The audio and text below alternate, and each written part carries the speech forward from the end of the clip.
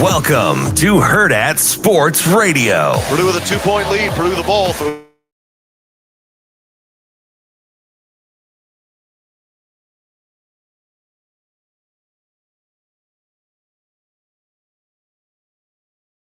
The all-time school record. Gillis a 3 on the left wing. Triple time. Gillis to Clark. Logo 3. Got it. 22 is now number 1.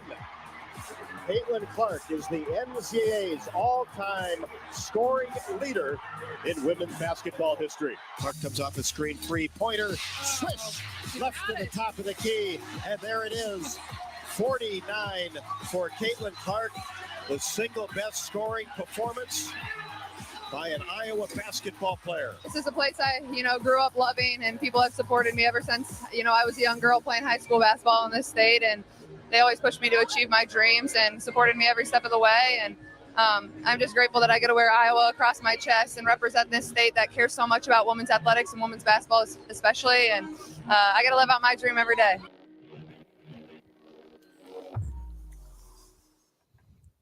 Good morning. Welcome into Hurrdat Sports Radio here on a Friday. DB with me. I'm Ravi Lulla. We are live on AM 590 ESPN Omaha, ESPN Tri-Cities.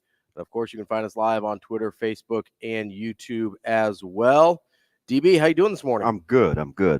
Yeah, you got here safely? Yeah, I did. The safely wasn't the issue. It was timely was the issue. That was, and listen, I'm going to take the L on that. That's on me. Oh, there's no wiggle room. Well, I'm not going to be one of those guys to be like, traffic and whatever. No, I think you know your audience. I'm not listening to that. Traffic was an issue, absolutely. But the real issue for me was, and again, this is on me, I usually grab a couple of the Uncrustables out of the freezer. Was out of the Uncrustables this morning, so I had to make an unscheduled stop. So that's on me. I didn't plan ahead. That's my fault. Is that what it was? Yes, it was. I had to make the breakfast stop because we were out of the Uncrustables. What'd you go with today? It is the biscuit sandwich I went with. Oh, really? I mean, listen, I didn't want the pancakey breakfast sandwich. Pancakey. The McGriddle. Oh, those are like, what's wrong with a good old fashioned muffin? Like English muffin. I think I go biscuit over muffin. Really? I think so. Yeah, see, I'm not a biscuit guy. So I'm unqualified. Like a lot of things. It's like a personal preference, right? I don't like dense. They're light and flaky and you got to do this. No, they're pretty dense. And I'm like, No, they're pretty dense. And it really does it for me. Yeah. It's like, it's secondary, not necessary. So even though I'm sure I could probably find something that's legit, just not worth the old time. Like if I'm going to go that route, I'd much rather do something else. Yeah, I mean, I'm not thrilled. That's like most things that I say I don't like. Mm-hmm. It's not just that you actively dislike them. It's like it's not like that I like hate pulled pork. There's just 32 other proteins I would eat before I ordered pulled pork. Do you know what I mean? Yeah, no, I get that. I think that's a lot of my issue probably with 32. Not that you've thought about this at all. No. And counted them out exactly. That number is exactly 32 people. He has done I suppose I would. I would probably eat a pancake. I don't get it. Like if I was gonna go the carb and syrup route, you go waffle or French toast? Probably waffle, but I'm not gonna bash French toast either. No, I like all of them. But I like all three. It's just you're not a carbs guy though. I would get grits. Yeah. Oh, okay. I like grits. Oh, me too. Are you sweet grits or savory grits? Savory. I'm not. Okay. I get it. I'm a minority, so I should like sugar in my grits, but I don't. Oh, I didn't know there was. That's a regional thing. I thought it was regional more than. It's a regional thing. Like Southern, if you don't go savory grits, they get real mad. I'm not a sugar in my grits guy. I like. Yeah. And I've learned to make them a lot better. Sometimes I can do, a little chicken broth. Sometimes just seasoned water. Sometimes I'll use, half and half. I've never heard of half and half in there before. Oh yeah, a little, yeah. To make it a little creamier. Yeah. Okay. I mean, so like if I'm gonna take the extra cals, You're going grits. I'm going grits. I'll take a potato. Like I'll take potatoes. I'll take a hash brown. But I'm not the guy that. I mean, listen, if they would make me a breakfast sandwich on hash browns, I'm in. Yeah. Like I'm in. KFC has one of those, right? Do they? Somebody does. Somebody has a potato sandwich. I'd be in for that. I could do hash brown. So sandwich. the new hack on TikTok is putting your stuff on an onion. Oh, I don't know. Which I will never do. I don't think I'm about that life. But like that's just I gotta be honest. Okay, a little soapbox here with people. Oh, here we Irish Spring, Zest. What are we doing? Like we'll go liquid bar. We'll go. Well, I'm a liquid guy typically, but we'll go Zest. We'll go Zest. Golly, old school. I didn't need to do a Lever 2000 one available. Well, do they still make that, Shane? I'm feeling a little I get zesty. it every once in a while. Oh, shocker. That's, I know, right? That's the least surprising thing we've heard this morning. Do you still do Lever 2000? If it's a good price, I mean, if it's there. Yeah. I mean, I'm not all about like going in and trying to figure out what I need. I mean, if it's just right there on the shelf and it's like right that, there. and it'll do, then I take it. So product placement works really well. I'll experiment, but eventually it always comes back to some version of Irish Spring. Well, so here's my deal though. Yours is a different soapbox. Yeah, different. It's a metaphorical soapbox. Okay. Nivea. No. Old Spice.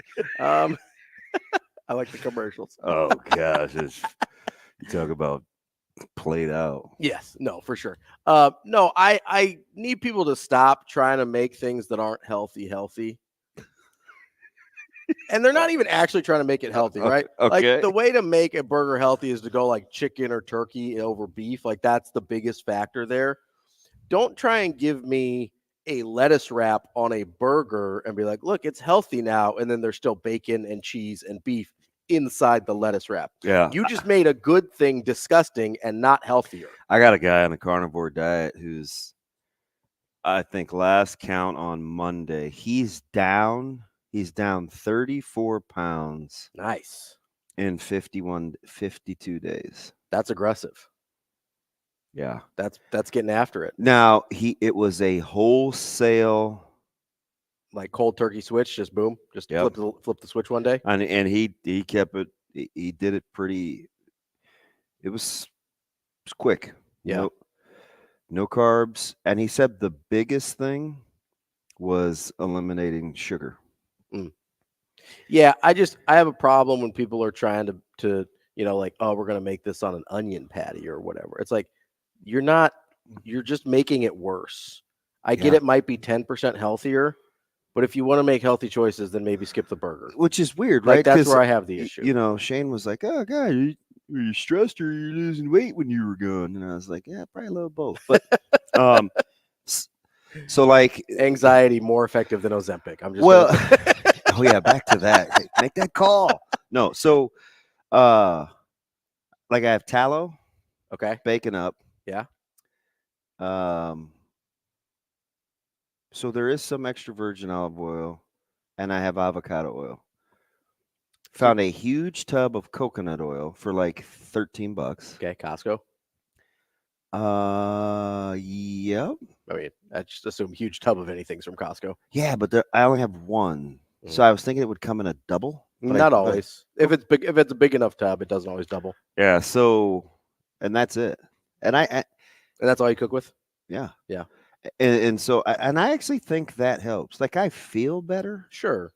Well, I mean, it's better that, I mean, not to go all like nutritionist on people here, but there's certain things that you either cook stuff in or fry stuff in. I think bacon don't make you feel very good. Bacon tallow and bacon up are the two greatest. Yeah.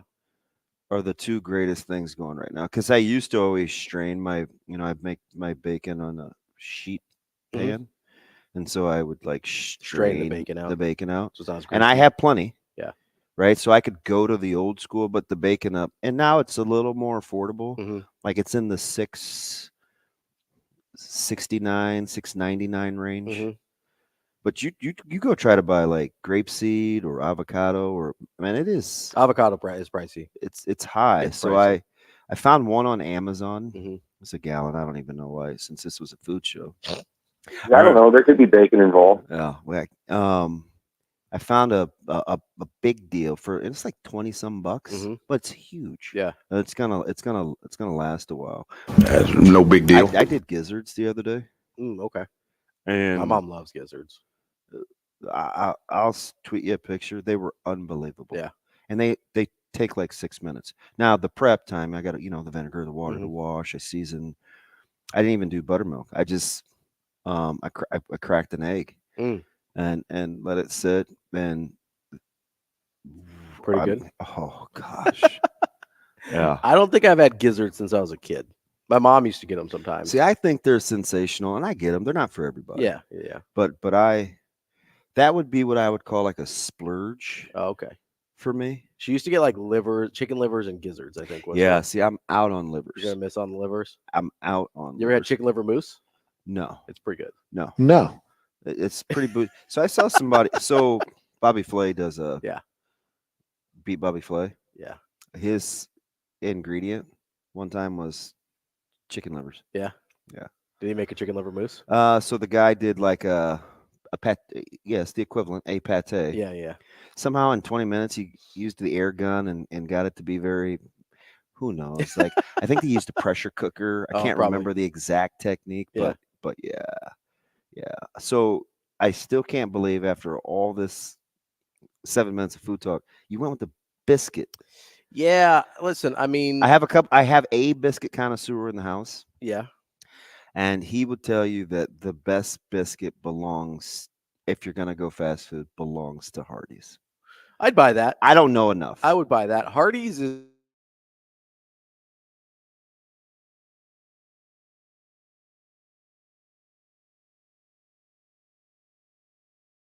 but they go all in. Like they are the opposite of what I was talking about of like trying to give you the lettuce wrap and stuff. Hardee's is like, this is what it is. Do you think I could win $1 million from Burger King? I would guess no. I want to know who's going to win the Design the Whopper thing. Because I could do that. You could design the Whopper? Yeah. You're going to get after it a little bit? I'm not that creative, though. I mean, it's going to be something with multiple proteins. Oh, yeah, you got to. I mean, the best burger that I ever had in the city had multiple proteins. What was it?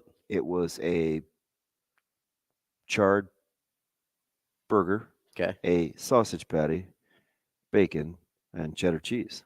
Oh, so a sausage patty in addition to the burger Correct. patty. Interesting. And it belonged to Sinful Burger.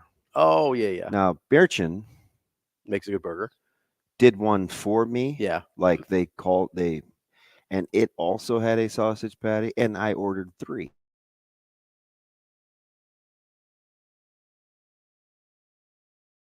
Unbelievable. And they did the circular cutout hash brown on there. Oh, hash brown on a burger is underrated. And I also like the Benning burger that was here. So yeah, absolutely. And I see these fast food places trying to do like multiple meats. Like, how is Sonic going to pull off pulled pork? I don't know. I mean, no disrespect to Sonic, because I think people sleep on their breakfast, but like, can you make that in mass production and have it be good?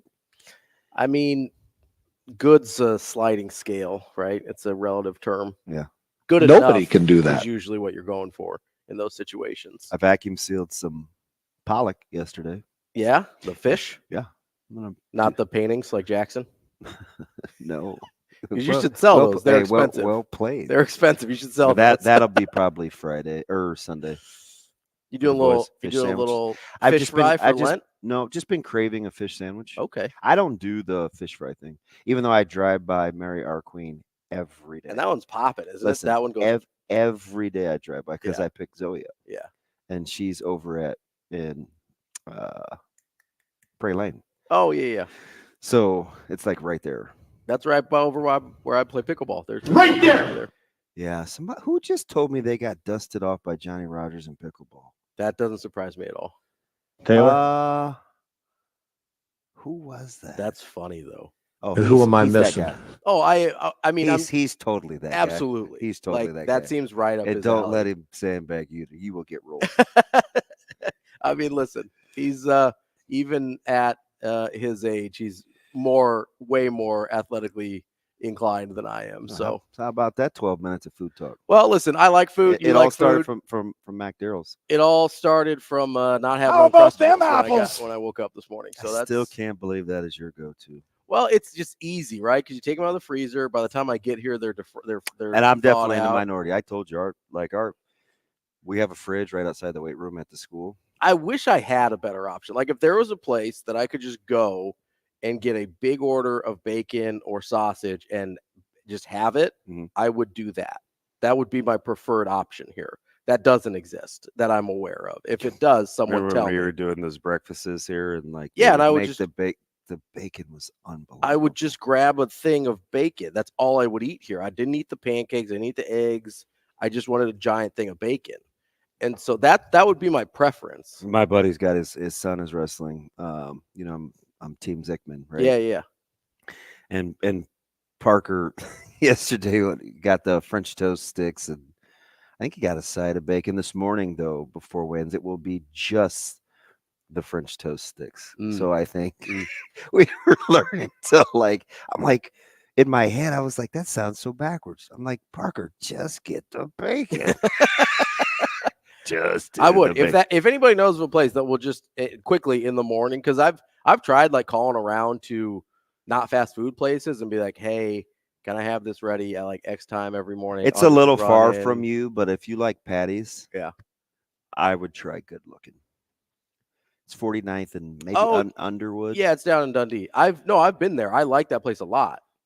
But in terms of getting it on the way to here, I know it. I don't know enough about like doing recon. Yeah, I have tried because I would be very interested. Just like, hey, give me a to-go thing of bacon every morning. I will come by. I will pick it up. So I told you I followed the executive chef from McDonald's on TikTok. Oh yeah. So I've got all the hacks. I know where to get McDonald's breakfast sausage. And it is exactly McDonald's breakfast sausage. They also have the fries, and they're never in stock. Okay. So everybody must follow him. I would mess with the fries. I don't really care about the sausage patties enough. They're fine. See, I'm the total opposite. Really? I couldn't care less about found the hash browns. But the hash browns are pretty good. They do good. You have to order them though. Yeah, I'll send you the brand. Yeah. But yeah, the sausage. I bet you we could eat a. Okay, he'll take 2 every morning. Yeah. Yep. Slice it. Yeah.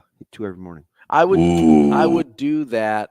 I don't greater than bacon or no? I could do either. Yeah. It depends on my mood. I think people sleep on a sausage patty. No, I like a sausage patty. I think it's incredible. I think I've thought about getting kind of the frozen ones and like throwing them in the microwave while I'm getting ready and then just grabbing them. That's what this is. I'll send it to you. That might work. Robbie, I'm telling you. It's a game changer. It's a game changer. You know what else is a game changer? This is a sports topic now because it's a sports show. Coach Coop at a speaking event? Where was Coach Coop last night? Oh, he's at St. Michael's. Okay. So I was going to talk about Catilin Clark. Oh, how funny was she where she just casually was like, yeah, I was going to break that bad boy from the logo. I would say that was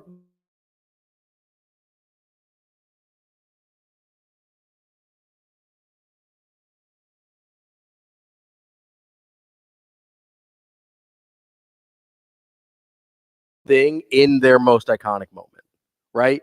Like Steph Curry pulling up from 35 against OKC for the winner in overtime back in 2017. One of his most iconic moments, did it exactly. Like, how disappointing would it have been if Catilin Clark just there like shooting free throws? He just did that to beat going to overtime a couple weeks ago, right on the inbounds. Yep. No, that was for the winner. That was the winner. No, to keep it from going. Yeah, I should have just said game winner. Okay, sorry. It was on me. It was my bad delivery. I said to keep it from going to overtime. Just say the game winner. I thought you were trying to say to get it to overtime. No. And I was like, no, they won on that. Yeah. Improbable too. Yeah, but yeah, I love it when the like iconic players do their most iconic thing in their most iconic moments. Like that's so satisfying to me. Where, like you can do in baseball too, right? Like David Ortiz hitting a game-winning home run is way cooler than David Ortiz hitting like a walk-off single, right? And both have happened, right? In 2004 back-to-back games they happened, right? But it's way cooler when they do their iconic thing. And then you get the photo and whatever. Jordan hit the shot over Russell. And it wasn't like his fadeaway, but it was a pretty iconic Jordan shot. Yeah. But those I was so happy that that's how she did it. Because Doug's McDermott's a great example. When he got to 3,000, just deep three in somebody's eye, like iconic Doug stuff, right? This was the perfect way for Catilin Clark to break that record. Were you a little so with records, and that's funny you brought this up because I didn't know this was going to be a thing, but with records, do you care about number of games, 3-point line, not 3-point line, kept stats, not kept stats? I think it's important to add context. I'm not going to, because I noticed the other day you were quick to kind of needle me, not me, but in general. The Baylor Shireman thing? Yeah. Yeah, I just think it's funny. I think the qualifiers are funny. I care more about that because it's kind of a made-up stat. Like 2,000 points, 1,000 rebounds, 500 assists, 300 three-pointers is a made-up thing. And it's impressive as all get out, don't get me wrong, but it's made up, right? Like, it just, hey, most points of all time, that's a very straightforward, simple thing. Now, I would have had a little bit of an issue if it was Antoine Davis last year from Detroit Mercy had broken Pete's record. Because of the number of games played? Yeah, because he had 2 full years on Maravich. Yeah, but a lot of Baylor's no spring chicken. No, that's what I mean.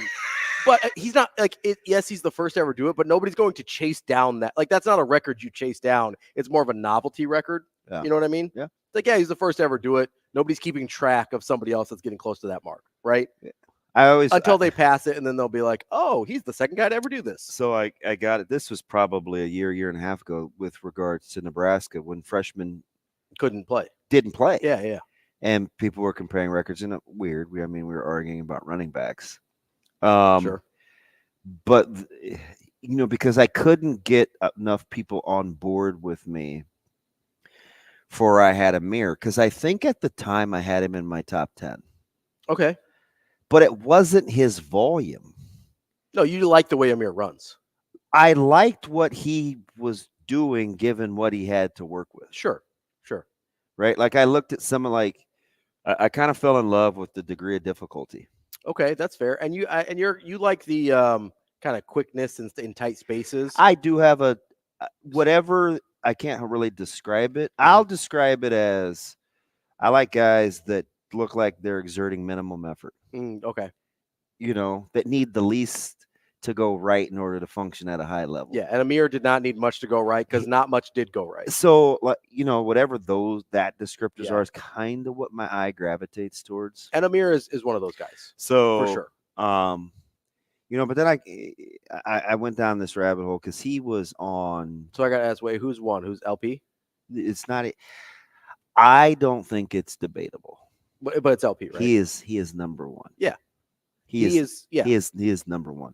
His coaches will tell you that he is number one. The things that he was Coach capable Solich, of. Coach Osborne will tell you that LP. And that's not a knock on anybody else. It's not a knock on Rozier. It is just telling you that's how special LP was. Yeah. He could.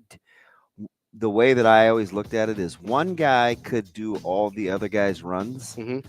The other guy couldn't do all the other guys' runs. That makes sense. You couldn't switch places. No. That was kind of the I don't really give it a second thought. And I love Mike. Like I call him in the morning, over break. Yeah. But it's not personal. We might get into that a little bit more because I think you had something else you wanted to say about the running backs there. We will get to just records in general. We will get to quite a bit more. Catilin Clark breaks the all-time women's scoring record. We've got quite a bit more here on Hurrdat Sports Radio.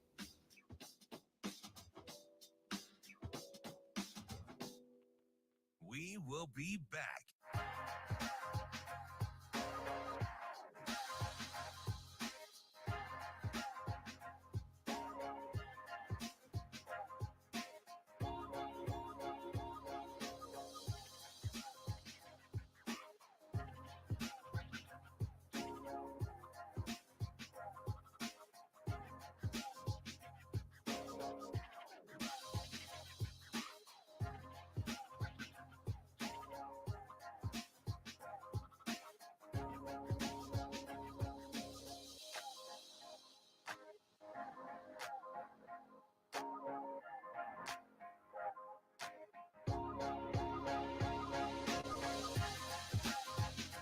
We will be back.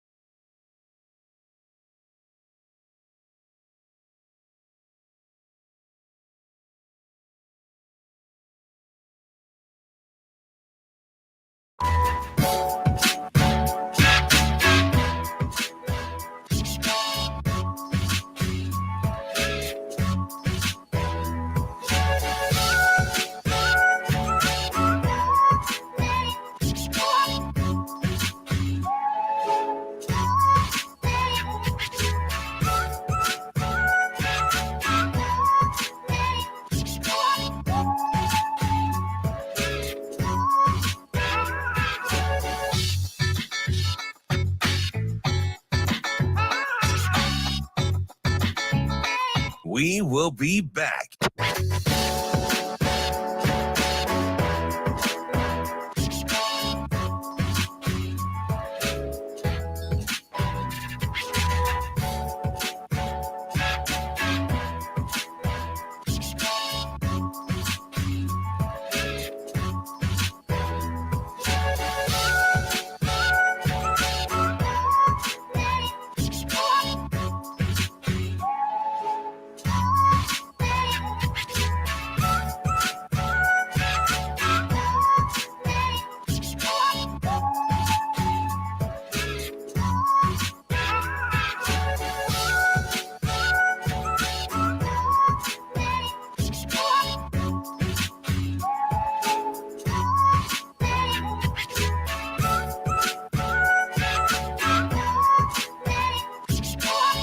We will be back.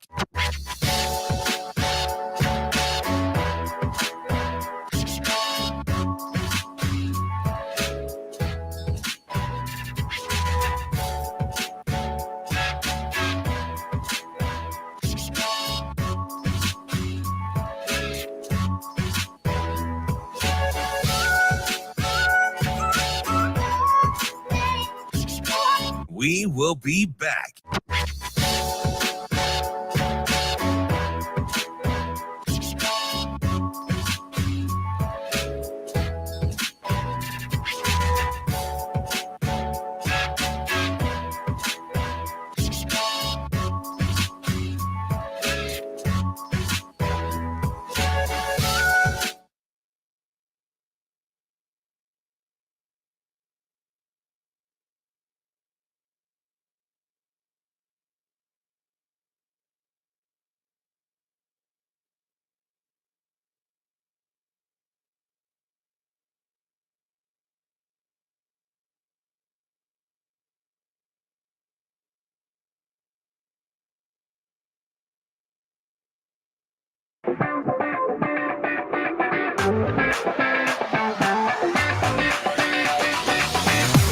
You're listening to Hurrdat Sports Radio.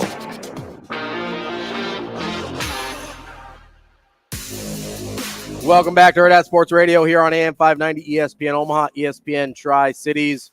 We're live on Twitter, Facebook, and YouTube. You are looking live. You are looking live if you're watching us on the video stream. I was watching us load. I know, yeah. We love the internet here. We are. You talk about first world problems. Oh yeah. So like after we like go to war or here in a whenever, like gonna like knock out our grids or whatever. Are we prepared? No. Are you sure? I'm guessing. Hey, man, Kim Jong, he's getting a little out of pocket. I don't know if he's getting a wild hair based on what's going on around the world, but I don't know about the old Kim Jong, whatever. I think it's the Un. lineage. I think this was Un. I'm not messing with that guy. I mean, it's not like he was super like reasoned and rational before. Like it's, you say he's out of pocket. It's like, yeah, it's kind of where he lives. Well, if he's basing his tactics off of our mics cutting out, then he's got some issues. Shane, I mean, and we know he's got issues. Shane, you're the man. Shane was giddy this morning because he got to use his 4-wheel drive. He said, I haven't got to drive in the snow in a while. Well, this isn't really snow, but I loved using the 4-wheel drive. I was like, the simple joys in life. Like diet soda. Yeah, I'm sandwiched in between two guys that embrace the joys in life of diet soda and using their 4-wheel drive. I didn't get very much sleep last night because I could not wait to get in here. That's weird. I'm just going to be honest. That's weird. I can't wait to use my 4-wheel drive in this quarter-inch of wet snow. It was pretty morning. Awesome. Woo! It was fantastic. Let's go to the Warhorse Sportsbook hotline here. We've got Jesse on the line. Jesse, what's going on? Hey, guys. How you doing? Jesse! Hey, there he is. I called in. I dropped my daughter off. I'm like, that's Damon. How we doing, buddy? Good, man. Long time. I know lots happened since we spoke, and congrats on the young buck there signing the letter. And thank you. He's a nerd. I appreciate that. I selfishly was hoping he might take a preferred walk on to Notre Dame or something. Boy, they came hunting late. Boy, they do a good job. I don't think Caleb was taking any PWOs. I'm just gonna be honest with you. That's it. They got two good ones with the Rezacs, though. That's for sure. Yes, they do. I hope they're getting a number 3 here next year.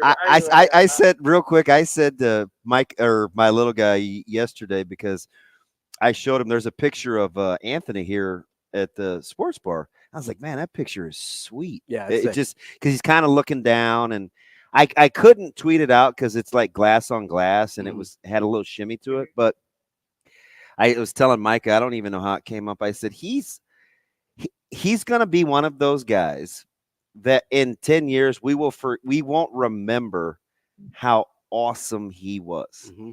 He was incredible, but he was on a really good team, so we may not single out his individual performance.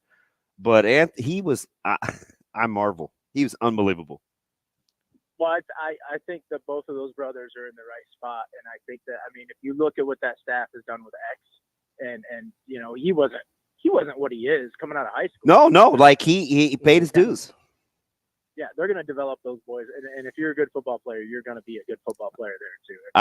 I saw Teddy at the basketball game the other night, and he's probably touching 2 and some change now pounds. Like, yeah, he's hanging and banging in the weight room. Well, hey, man, I just want to chime in on Catilin Clark here. I know you guys are giving some love, and I really appreciate that because I think nationally she's getting love nationally from, I'm going to call it casual fans and Iowa fans, and as she should. The one thing that bothers me that I do feel like, and I don't know if you see this or feel this, I do feel like internal women's basketball people aren't super happy. Like it's almost forced that they have to like her, and the reason would be like they needed a Tiger Woods, they needed a Bird Magic figure, and they have one now. Like this is going to take that sport to the next level. Even when she goes to the WNBA, even if it's one team, it's now a traveling show, and people are going to go to these stadiums and they're going to be like, "Oh, that was fun. We're going to go back and see it with or without Catilin." So she's going to take the sport to another level. So I think that they need to embrace her more than they are. And I see it. I see it with rivals. I see it with just hardcore basketball people. Jesse, what do you think the hesitation is there for the hardcore crowd that aren't loving Catilin? Honest, and it's not that kind of show, but I'm going to go there. Yeah. I know what you're going to say. Her race and sexuality, honestly. Honest to God. Okay. Because she's a white heterosexual female basketball player. And maybe some off the court family just preferences too. Politically. Oh, I don't know. I don't know their backstory. I don't either. Yeah, it's it is. and that's fine, and you can be that. But like in that world, you know what I'm saying? In that world, that's not the Tiger Woods they wanted, but that's the Tiger Woods you have. And you know what? Embrace it, because she is going to open doors for other people. And I don't know. I just think everybody needs to get on and stop. Okay, oh, she flopped with a fan, dude. You know we've been watching LeBron for 20-some years, right? Jesse, I was hoping Golden State made the trade. We're gonna talk about that later. Jesse, appreciate the call for sure. That's really interesting. I want to talk about that. He's probably not wrong. No, Jesse, we'll talk to you again soon. I really do appreciate that. That's interesting because I kind of had this conversation with Andrew last week about Taylor Swift. Okay. I think oh gosh, here we go. I think the hardcore people's objections to Taylor Swift are not even on the radar for the people that she's actually bringing in. The people that have objections to Caitlin Clark, if those are the objections, they've already made up their mind about women's basketball and about Caitlin Clark and about all that, right? The people like me, who I would consider myself a casual women's basketball fan, I had no idea about any of that or that it was an issue. I mean, obviously I knew she was white because I have eyeballs, right? But like, I couldn't have told you what her orientation was. I couldn't tell you what her political beliefs were. I couldn't tell you any of that. I have no idea. The only reason I know, number one, I spent an inordinate amount of time in Iowa City. Mm-hmm. Yeah, absolutely. Number one. Yeah. But number two, and I don't know, like I'm not on Facebook or anything, so I don't know, like, like stalking her Instagram status or anything like that. But she was dating McCaffrey. Oh, okay. So obviously Coach McCaffrey's son. Yeah.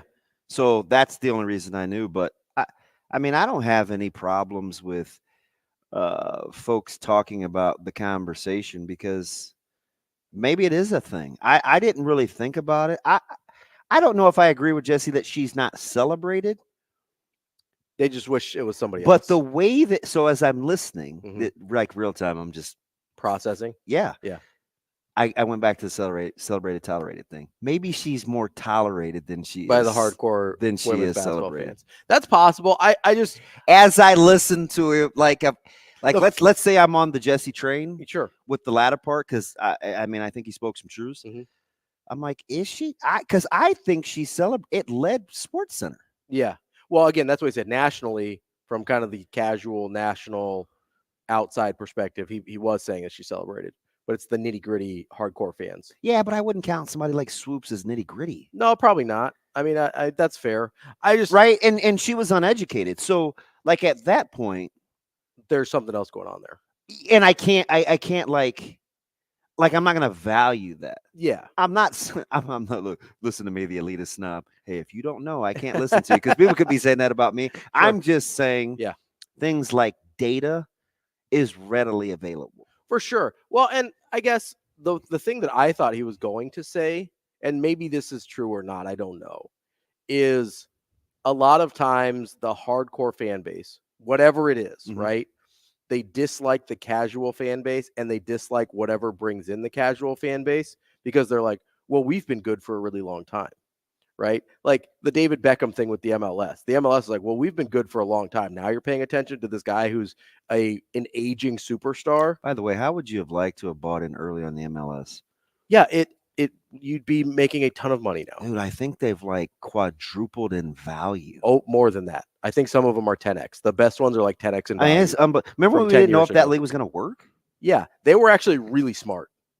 The way they expanded, where they chose to expand, and the pace at which they expanded. Nah, I'm not to go all sports nerd on you, but I do like multiple. Yeah, you know what I mean? They were really smart. So, but that's what I mean. I think there's like soccer fans are like that a lot. People with bands are like this a lot. They're like, I liked their first album before they had their hit single. It's like, why are you mad that more people like the thing you like? Yeah. It's the gatekeeping thing, right? I get it. That's where I thought he was. Remember when Dave Matthews started using an electric guitar and people thought he sold out? Yeah. I'm like, it's like, or maybe he just doesn't want every single song to sound the same. Maybe that's a thing. I get it. Right? Like hardcore fans tend to gatekeep. And so I wonder if that's part of what's happening here with the Caitlin Clark thing. But I got to tell you. You think Chiefs fans are like, where were you when Joe Delaney was saving kids? Yeah. Man, that is a reference. Wow. That's the running back that drowned in the lake, right? I'm old, man. Are you surprised that I know that? No. Oh, you got range. Well, we couldn't work together if you didn't. We'll wrap up hour number 1 next. We will be back.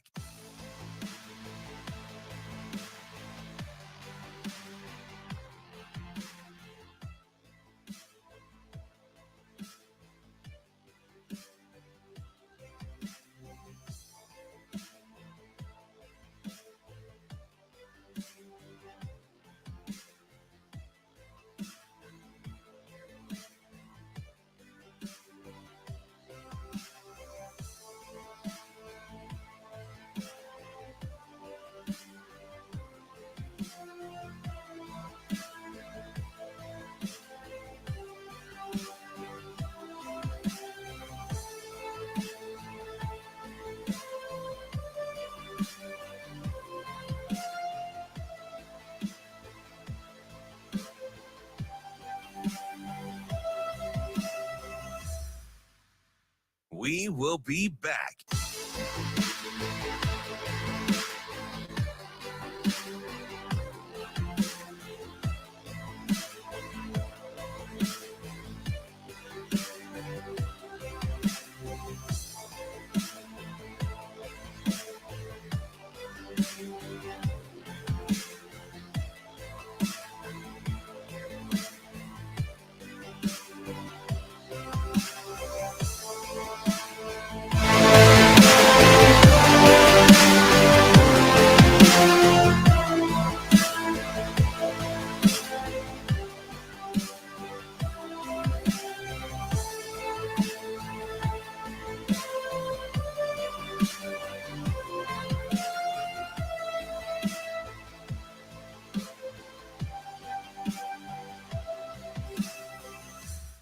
We will be back.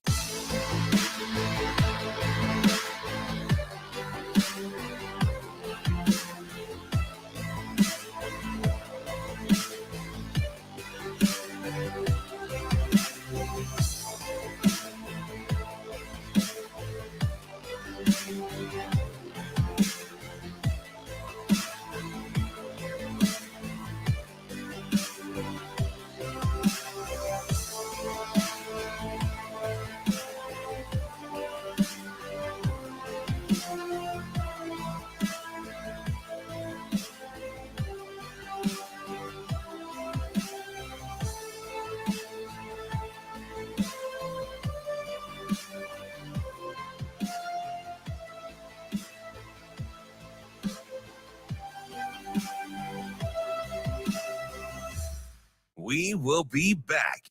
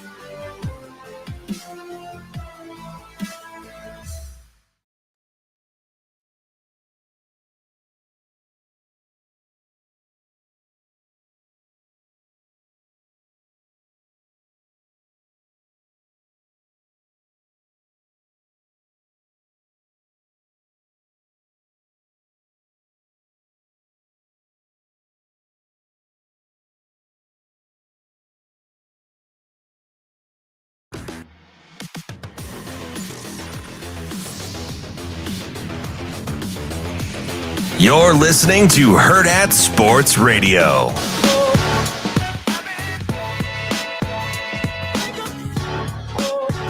Wrap it up, hour number one here on Hurrdat Sports Radio, AM 590, ESPN Omaha, ESPN Tri-Cities. We're live on Twitter, Facebook, and YouTube as well. And I want to remind you about Omaha men's basketball because Omaha native Frankie Fiddler is in the top 20 in the NCAA Division I scoring and is leading the Omaha Mavericks men's basketball team in a run for the conference title. They played South Dakota at home last night.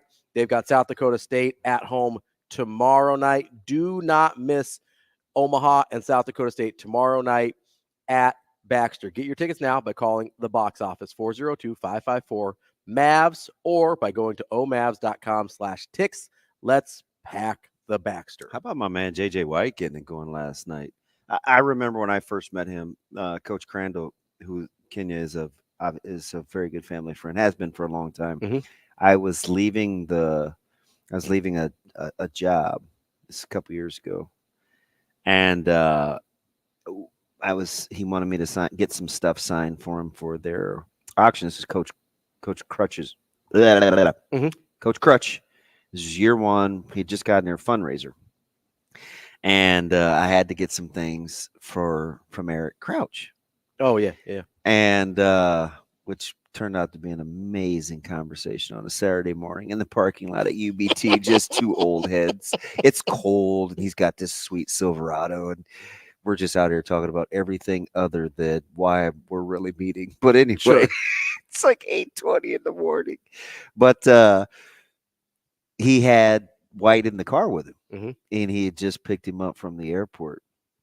And so I remember in typical DB snarky, sarcastic fashion, I go, because I had just seen him at the Missouri Showcase. Mhm. And Caleb had got invited, and I still had delusions of grandeur where I'm like, oh, man, maybe he could be recruited to play basketball, because I had no idea, right? So I'm just keeping all options open. Pretty sure I told you like 4 years ago. And I'm like, I was like, yeah, you only recruit 6'2" and over guards, huh? Like, why would you throw Mr. Georgia in my face, picking him up in the front seat? He turns out to be a pretty good player. Not bad. Yeah. 18 last night. Yeah. Just a nice, efficient 7 of 10 shooting. I got to give you the good with the bad with me too, right? Because I'm not always right. I can be kind of a jerk sometimes. I literally remember standing in a studio, and you're telling me about Caleb. I think he was doing some work with like Hunter and some other guys. Oh, when he was in 8th grade. Yeah, and I was like, that's all fine and good. I was like, how tall is he? Yep. And I was like, but Ravi's giving him buckets. Look. You were like 5'9", 5'10", something. I was like, how tall are you? And I was like, how tall is his mom? And I was like, yeah, he's gonna play football, DB. I still have those videos, and they were great. They were good videos. You're like, man, he's giving buckets, and like They're like, he's going hard on him. It was Hunter, Caleb, and Connor Milliken. Yeah. Yeah. And you're showing me these. I was like, man, it's impressive. He's gonna be a real nice high school basketball player. Dude, how nice was Milliken? Dude, he's bucket. But I was like, bro, how tall is he? And he was so like that just brings me back. I'm someday I'll write a book. Someday. If anybody cares. I need somebody to. But now with AI, you want me to ghostwrite it for you? Ghostwrite your book for you? So this is funny. This is a total sidebar conversation. But we were talking about Coach Rule was at Westside a couple weeks ago, and I told you he brought the whole cavalry. Mm-hmm. So somehow we got on AI. Okay. You're talking about artificial intelligence, not the answer. Right. Yeah. And Coach Slamanji and I are like, well, I don't want to speak for Coach Slamanji. I don't know a ton. I said, I'm kind of scared of AI, this, that, the other. Coach Slamanji's like, he's like, what are we talking about? And I was like, oh, it's this thing, right? Yeah. And so he goes, no, watch this. So he pretended to cancel a meeting with me. Mm-hmm. And he basically said a couple words, and then he's like, make it sound professional. Mm-hmm. Or make it sound, I can't remember the adjective he used. And then he read to me what AI came up with, yeah. And I was like, oh my gosh. This is flat out scary. So say all that to say maybe it was an AI thing and it wasn't really him. You gotta watch out. You're okay until they become self-aware. Then you've got to. You didn't just say that, did you? Yeah. Self-awareness. What is that? Then you've got a Terminator situation on your hands here. What is that? Do we have to take some inventory? Oh, not you. I'm at the AI. When the AI becomes self-aware, then you're in trouble. I about got kicked out of the Tree of Trust yesterday. I was talking about recruiting with a couple of guys and what's going on with their family, and we were talking about transfers from high school to college to whatever. And I'm like, I can't even believe I said this, but some people in the conversation got the depth of it. But I'm like, you guys, you know what? Like, just stop. Like, and it started with wrestling. right? Because they're like such and such and such and such this school gets a bad rap, or this city, and wrestling and small towns have been doing this forever, and trying to be the best. And I said, hey, listen, I'm not mad at anybody for wanting the best for their kids. I said some people sacrifice their family for their feelings. Other people sacrifice their feelings for their family. Sure. You got to decide which side of the street you're playing on. But everybody does it. It's not just athletics. No. It's not just the job. Sometimes it's in relationships. Everybody. Do you sacrifice Your the greater good for your feelings, or do you sacrifice your feelings for the greater good? Like, that's self-inventory. It was very spirited conversation as we're watching teams scoring real time at state wrestling. Well, and speaking of state wrestling, I suppose I should set up the show real quick. Do we have to? I think Sasha's going to get mad at us if we don't. Coming up at 8 o'clock, we're I going to talk. thought she was a kinder, gentler Sasha. I don't know. I didn't know her that well before, so we didn't cross paths at the old place. She's fantastic. Really? Because she left about the time I was coming in, so we didn't really get to know each other at the old place. When I begged for them to, no, don't let her get. Tell them back up the brinks. Everybody thought they were Teflon at the time. Yeah. I don't know. Coming up at 8, we've got Matt Coatney. He is the play-by-play voice for Nebraska. We talk hoops in perspective. Absolutely. Let's do it. And then coming up at 9, we will talk to our guy, Mike Sautter. He's been at state wrestling yesterday. He'll be there again today. He was at the game of the week, Concordia DC West last night.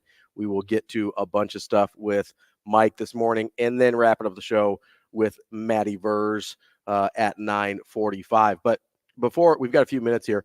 I wanted to talk about earlier this week. You were talking about comparisons for Catilin Clark. Yeah. Right. You were talking about. Was this with Sam? Yeah, it was with Sam. And you're like, I feel kind of bad. Like, am I being like misogynistic or whatever, or like toxic masculine, whatever term you used? Like first hour on your first day back, I was like, all right, cool, DB. It was fun while it lasted. Shane, do we like this guy? I feel like I don't like him. You keep coming back. Shane ain't listening. Yeah. Shane doesn't listen to the show. All right, I probably say about that. Exactly, Coach Hoiberg. So you were like, hey, I kind of feel bad. Like, should I feel bad that all my comps are men for Catilin Clark? And I actually kind of stuck in my head a little bit. And why didn't you bail me out? Well, because I didn't have an answer at the time, but I think I do now. Okay. 5 days later. Well, listen, I'm a deep thinker. I like to 5 days later go see the doctor. I like to process things. Were you a DOC fan? You weren't around for what's DOC? The guy, he sang the formula. He was with Death Row early. Got no car accident. Crushed his larynx. Like Stephon Johnson at USC? High energy, rolling with the wisdom. You remember him? That running back at USC that dropped the bar on his neck? I know everything about USC. I only know one doc. And that's totally on me. That's totally on me. Well played. I don't even know what we're doing out there. We're gonna be all right. So the thing somebody had said this, so this is not an original thought, which is not shocking, but I would give credit if I could remember who it was. It just sometimes things pop in my head, and I was like, I heard that somewhere. That makes sense. I think we look at the women's game as if it's been around the entire time the men's game has, and that's just not the case. Catilin Clark doesn't have a women's comp because she's the first of this type of player that we've seen in women's basketball. So do you feel bad that you threw out Taurasi the other day? And I was like, she's not Taurasi. That was Sam. I didn't throw out Taurasi. Okay. So I didn't feel I know bad it's one of you guys with a beard. One of you guys I was talking to. I don't know which one. But no, because Catilin Clark, I believe, is unique in terms of her place in women's basketball at this point. Now, I believe there will be another Catilin Clark at some point, or at least somebody in the same mold. Whether they're as good as Catilin Clark or not, I don't know. But this is how sports progress. You have to remember that Title IX was 50 years ago? Yeah. Something like that. At some point, I'd love to talk about that because that has turned into something. But my point is, you were talking about unrecorded records and stuff with Woodard. Well, did you read Omaha.com this morning? Yeah. With the Lynette Woodard thing? Yeah, I was like, we sat out, why'd you sit on this? Right. This could have been this was an issue or a topic that could have been brought along. Right. But because it's for eyeballs, right? Because Catilin Clark breaks the record. All right, let's drop this other thing over here, right? But my point is the women's game is in a different part of its evolution than the men's game is. So to compare the women's game to current men's game isn't fair. But also, when you're comparing a new transcendent type of women's player, there's a legitimate chance that we haven't seen Catilin Okay, Clark but let me before. ask you something. Does that make sense? Yeah, but even in 2024, yeah, is there some sort of guilt I need to be carrying for letting women's so. sports be women's sports and men's sports being men's sports? You're not taking anything away from Catilin Clark. All you're saying is we haven't seen it in women's basketball before. Because I know in my heart of hearts, Jesse Owens would dust Florence Griffith Joyner. There are just some things we don't do it with. So why in team sports do we try to make the equivalent? That's an interesting question. We'll come back with Matt Coatney coming up next on Hurrdat Sports Radio. We will be back.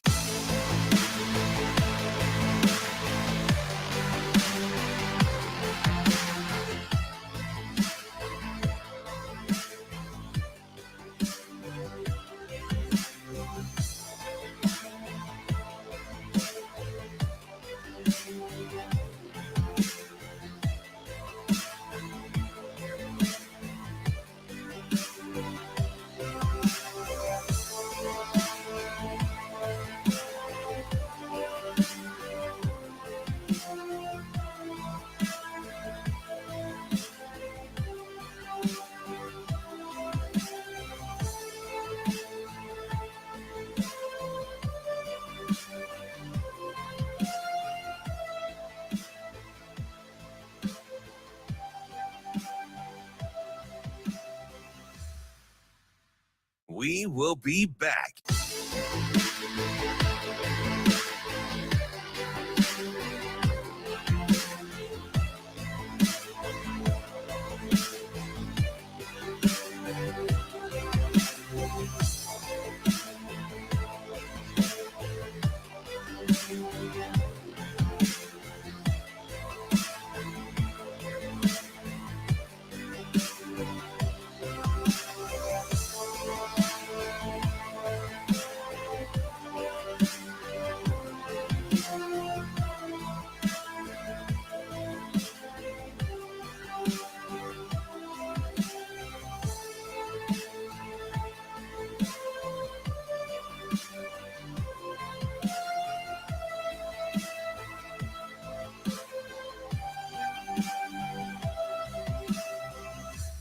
We will be back.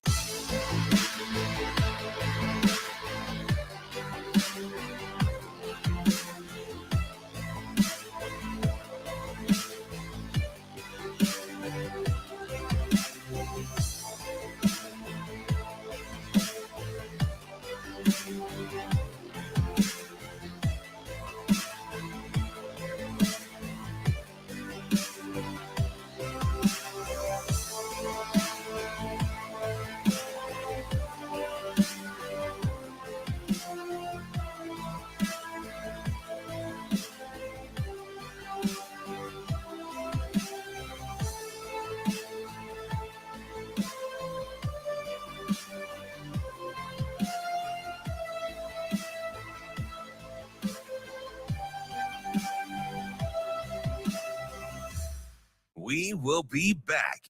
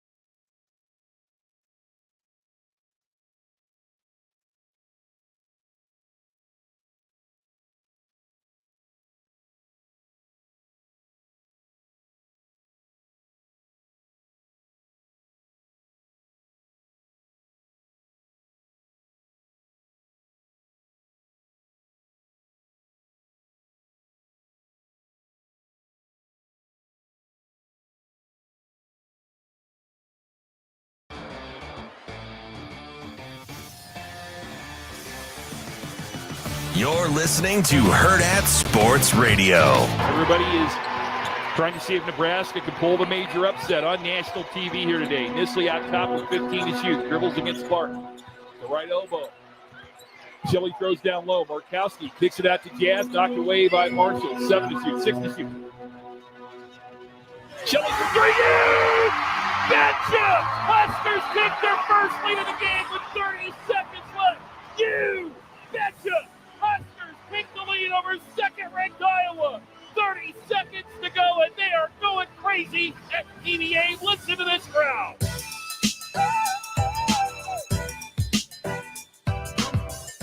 Kicking off hour number 2 here on Hurrdat Sports Radio, AM 590, ESPN Omaha, ESPN Tri-Cities. We're live on Twitter, Facebook, and YouTube. That's DB. I'm Ravi Lulla. We are joined on the Warhorse Sportsbook Hotline by Matt Coatney, play-by-play voice of Nebraska women's basketball. Matt, how are you this morning? Gentlemen, it is a great day to be with you. I enjoy being on with you guys. Thank you. MC, how we doing, buddy? I feel like we should be in the studio. You should be teaching me music or telling jokes or adjusting my seat. This is probably a bigger treat for me than it is for you. You know, I enjoy our football broadcast so much because DB doesn't realize he's on the radio. He thinks he's a public speaker because he's working the room. He's looking at Sharpie, then he looks at Benny Mac, then he turns to the back row and looks at me, then he looks at the field like he's addressing the game officials. Your eye contact on radio is first team All-American. It's a bad habit. I'm telling you, Coach, I got it from my dad. He's like, you need to look at who you're talking to so they know you're talking to them. So I'm constantly doing that. I apologize. I know, it's the greatest thing in the world. It makes me pay attention. I can zoom off his face. I'm like, nope, DB's going to look at me. I get my contact. And you're like 15 feet's an exaggeration. You're like 6 feet above me in the catbird seat, too. So I'm like breaking my neck. I'm like, Coach, what do you think? Like, what are you seeing? Well, Matt, I'm glad that he's not just helpless with me and that his other jobs, people have to help him with menial tasks like fixing his chair height and stuff as well. Have you ever sat in a chair after Damon Benning? I mean, he's well aware. I'm a high chair guy. Oh, yeah. I used to go at the old studio. I used to just ride that thing down like an elevator, just like all the way to the bottom floor. Yeah. He's basically standing up. I don't know why he has a chair. You have got to have been a veteran of spaghetti westerns in order to get in a Damon Benning chair. I mean, you could be a professional rodeo rider if you can follow Damon Benning. Do you remember that first day? Limbo underneath the height of that chair every time. I wouldn't even have to duck. I'm just walking this is right a couple under. of years ago, and Coach like, who's sitting in the high chair? I mean, I thought it was a joke the first time I came in after DB was in our studio. I'm like, nope, that's just how it said. I'm sorry. I'll get better. Matt, I wanted to go back to last week where obviously you had that great game between Nebraska and Iowa. Everybody's there kind of watching to see if Catilin Clark can break the all-time scoring record. And all of a sudden, a Nebraska comeback sort of broke out. How, as you're watching that and kind of as you're preparing for that game, it's kind of challenging being the broadcaster on the other side of history, right? Or potentially on the other side of history. How did you prepare for potentially having to call that moment? Obviously that didn't happen, but I'm sure it's something you thought about.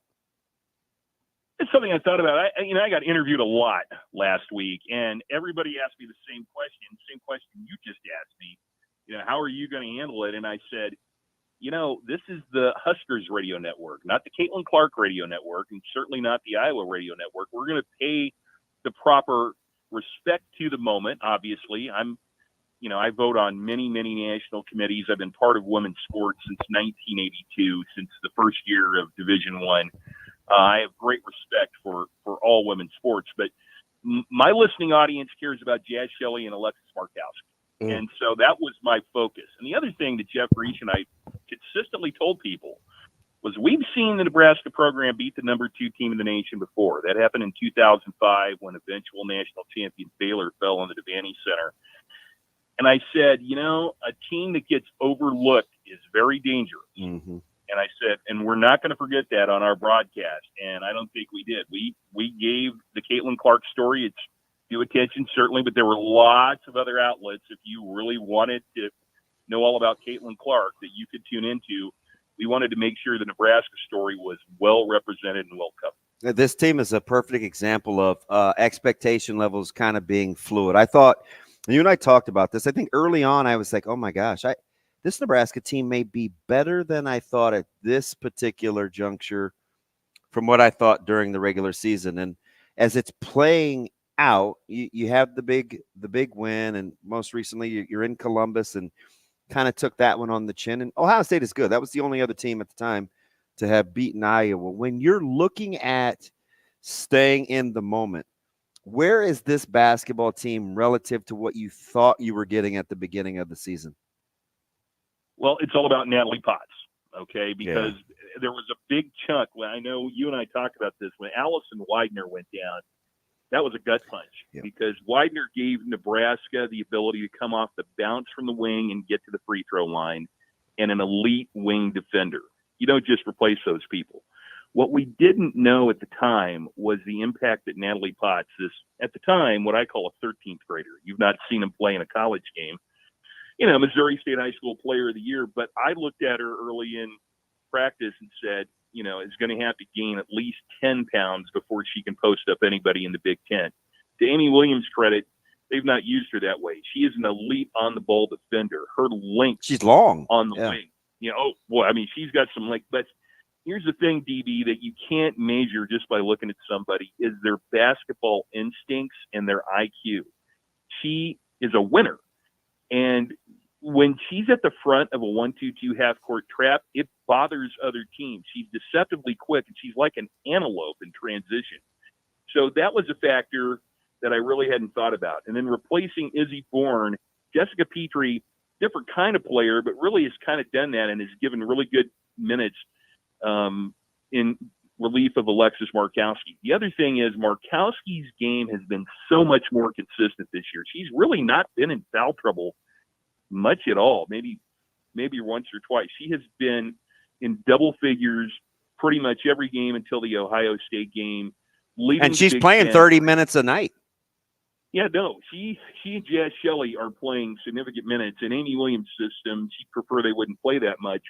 But so those are the things that we really didn't understand: the consistency of Markowski, the impact that Potts was going to have, and then how Jessica Petrie could come in and really give Markowski a blow for those times that she's not in there. Look, Nebraska has been leading the Big Ten in rebound margin throughout the year, and that was my number one thing I thought Nebraska would struggle with this year, and so far it hasn't been an issue. We're talking with Matt Coatney, play-by-play voice for Nebraska women's basketball. Matt, you had kind of a roller coaster last week, right? You've got the high of beating Iowa, keeping Catilin Clark from the record. Then you've got the low of the performance against a really good Ohio State team where I'm sure they hoped to have at least a better showing than what happened there, but Ohio State just kind of jumped on them. How do you think that type of week affects the rest of the regular season as they've got 4 games left to close out their schedule? This is what I said at the end of the broadcast the other day. Sometimes we can get too big into the moment. Yeah. If you'd have told me after the dreadful loss to Rutgers that Nebraska going on the road at Michigan, which was an NCAA tournament team last year, home to the number 2 ranked team in the country in Iowa, and then on the road at number 2 Ohio State, did they go 2-1? I'd take that every time. Okay. So if you start looking at the season in chunks, you take a look at that 3-game stretch. That was a pretty impressive stretch by Nebraska. And throw out the margin, Nebraska had 1 day to prepare for Ohio State, coming off all the afterglow of that. And I talked to Kevin McGuff. I've known Kevin McGuff, Ohio State's head coach, for about 20 years. He came up after the game to talk to me, and he said, look, you didn't sneak in here. He said, we wanted to break that number 2 jinx pretty much every week. If the number 2 team in the country gets replaced like it did this week, that new number 2 has lost. And Ohio State didn't want to be the newest victim of that. But the other thing I'm going to say here is that coming up, Nebraska has their final 4 games, 2 at home and 2 on the road, all winnable games. And I even hate saying that because people are like, oh, well, you'll be favored in these 4 games. Well, Nebraska lost at home to Rutgers. Okay, you have got to not think of these 4 games in that stretch. But since we're talking about it, we will. Nebraska has a really good chance if they can go 3-1 in this stretch. Then I feel really, really good about this season. They erased the Rutgers loss with the win over Iowa, and maybe erased it and then times 0.5. If they just take care of business in 3 of the last 4 here, their NCAA tournament chances, I think, are really good. So, Matt, when you look at kind of everybody always talks about 20 wins. That's definitely changed, in my opinion. It's like winning 200 games in baseball as a pitcher, or 300. Like you have to kind of adjust your eyeballs in terms of what 20 means. But you do go 3-1, and obviously March 6th, I think, starts the first round of the Big Ten tournament. Is Nebraska, in your opinion, able to handle not looking ahead, but thinking big picture? Is this a team where you look at their maturity and you're like, okay, we can speak it into existence, but still stay dialed in the moment? I think so, and here's why. One of the things I asked Amy Williams before the Iowa game was, how have you kept your team focused and away from the noise here on Super Bowl Sunday with the Caitlin Clark circus, is what I called it. And she said, we've embraced it. I told everybody, you're not going to go through this again, so let's enjoy it. And I think I really like that. That was refreshing from a coach, I thought. She's so stinking competitive. Yeah. Really, she is. And I love that about Amy. And so I don't think the Huskers are going to have a hard time staying focused because of their leadership with Markowski and Jazz Shelley, but especially with Amy Williams. So I think missing the NCAA tournament last year didn't sit well with those two. And I really think Jazz Shelley, a major reason she came back here was to get back to the NCAA tournament. So I think they're very focused on that, and they put themselves in a great position. Like I said, I wouldn't put too much into that Ohio State loss. The margin, I think, is what gets people. It got away.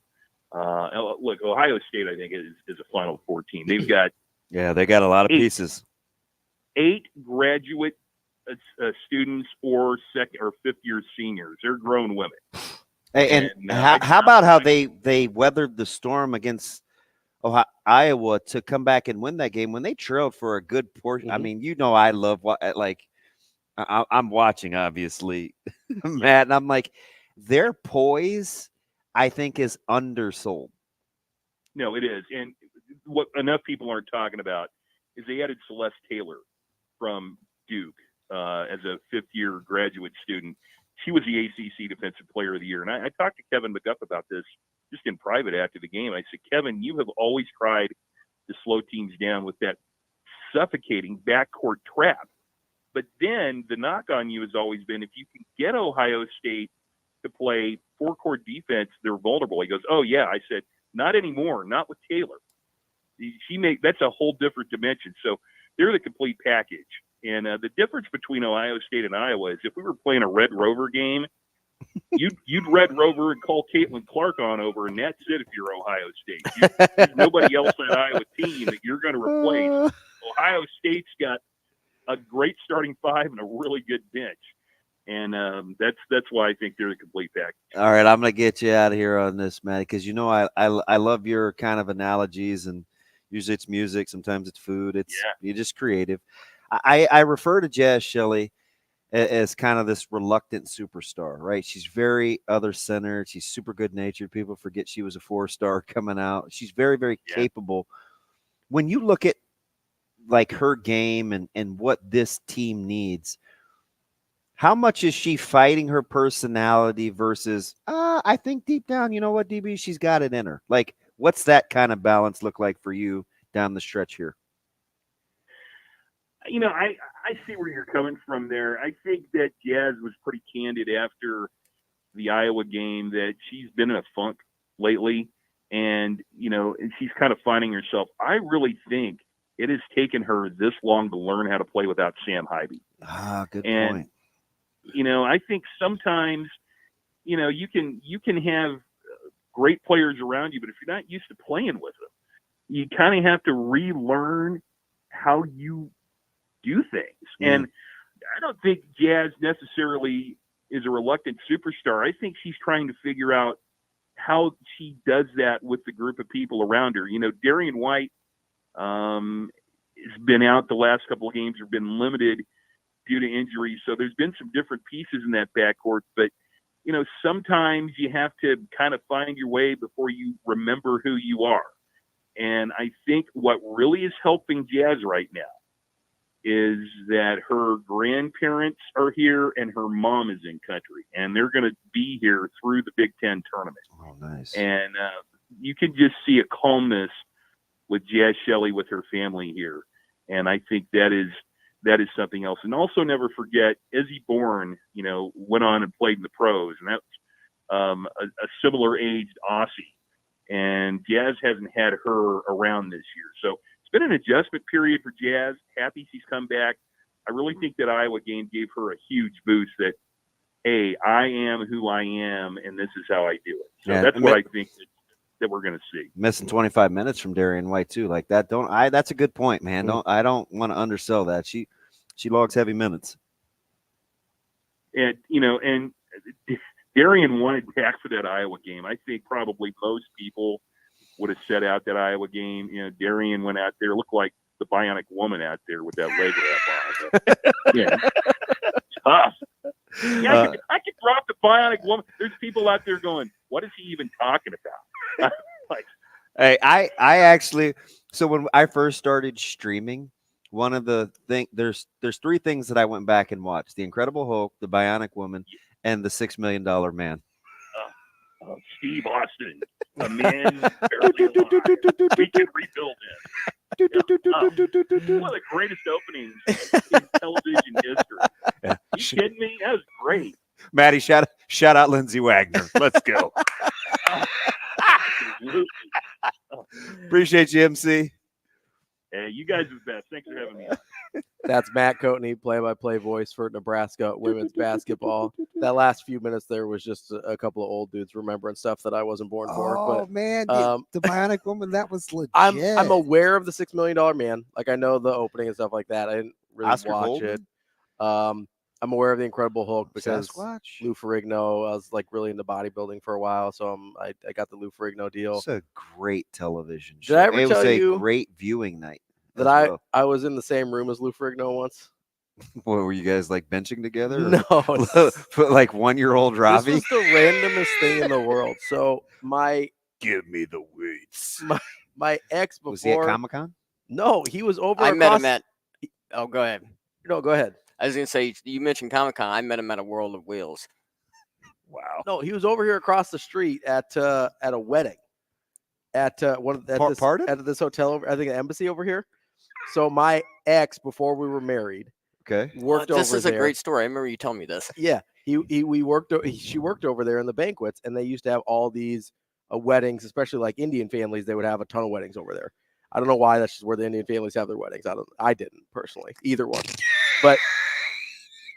So we can you imagine me saying, oh man.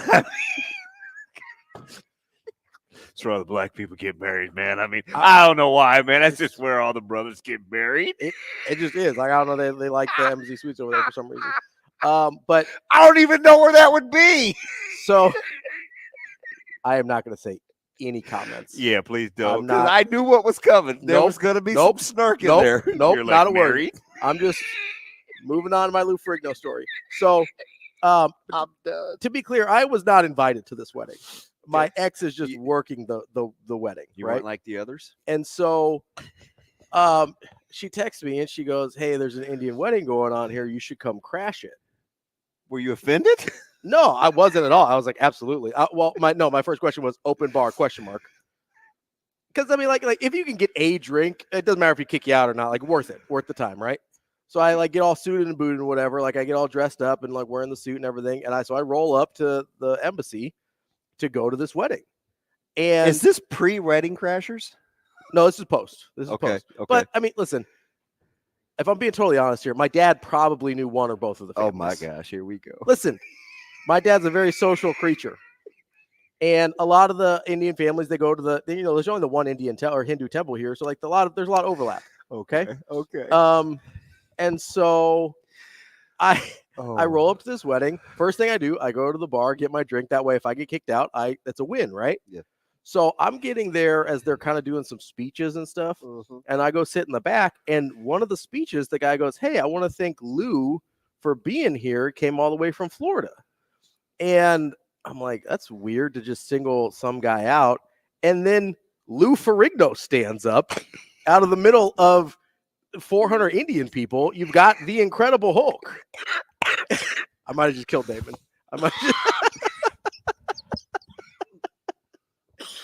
And so I'm in the back of the room at this wedding I'm not supposed to be at. And the Incredible Hulk is like standing waving at people, being like, "Hey, thanks for calling me out here." And yeah, I ended up Do you know what I'm dying to ask? Go for I it. think this is legit. Yeah.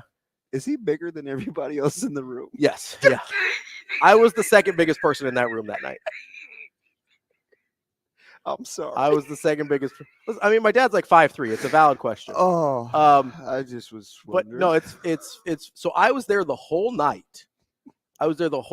Not a single time did a person ask who I was or why I was there.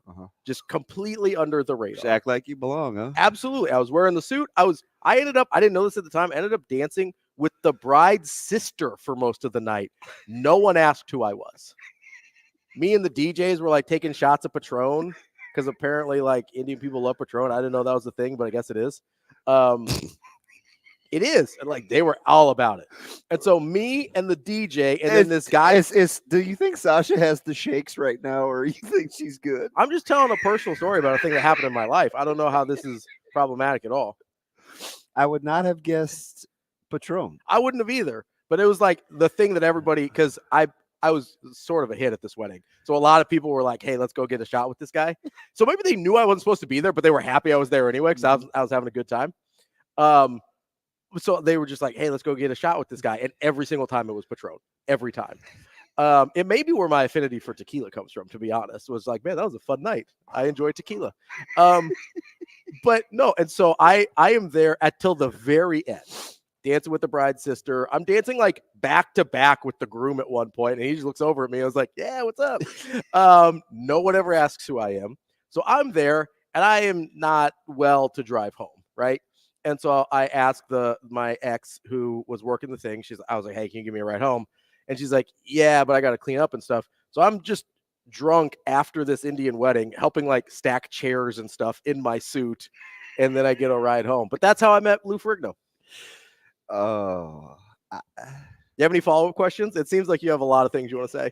I'm glad it's just not always me like that steps in it during story time. How did I step in it? I thought that was a flawless story. I didn't think there's anything weird that happened there. No. That's true. All of that happened. No generalizations. No. It's not generalization. All those closet stereotyping. Nothing. There's no generalizations. All those things actually happened. Oh, I'm with you. All facts. You didn't get Lou mad or anything, did you? No. We wouldn't. We wouldn't like him when he's angry, right? Exactly. Coming up next, probably more of the show, unless they kick us off the air. That's DB. I'm Ravi Lulla. More Hurrdat Sports Radio. Coming up next.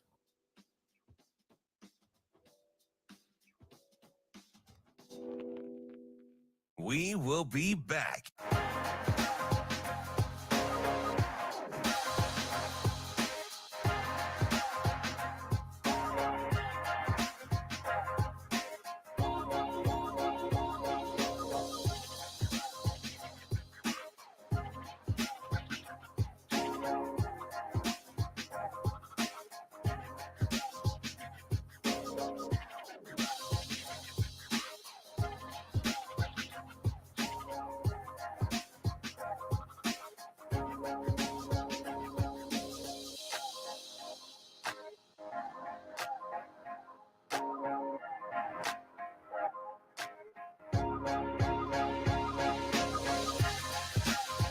We will be back.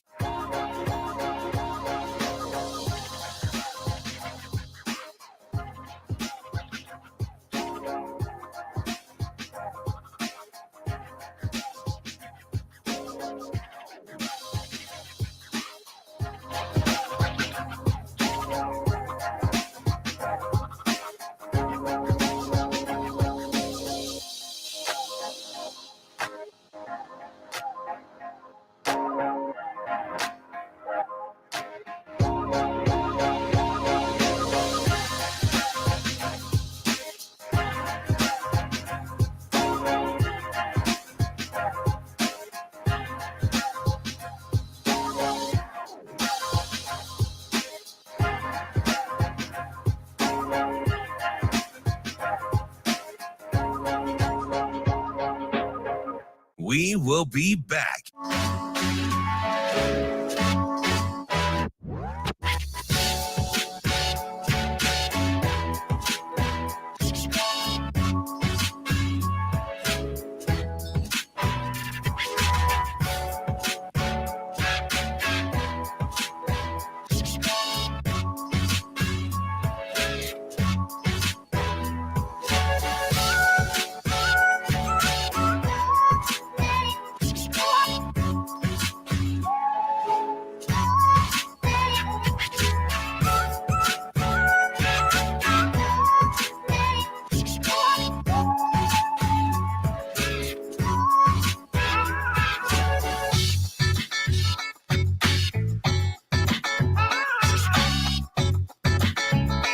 We will be back.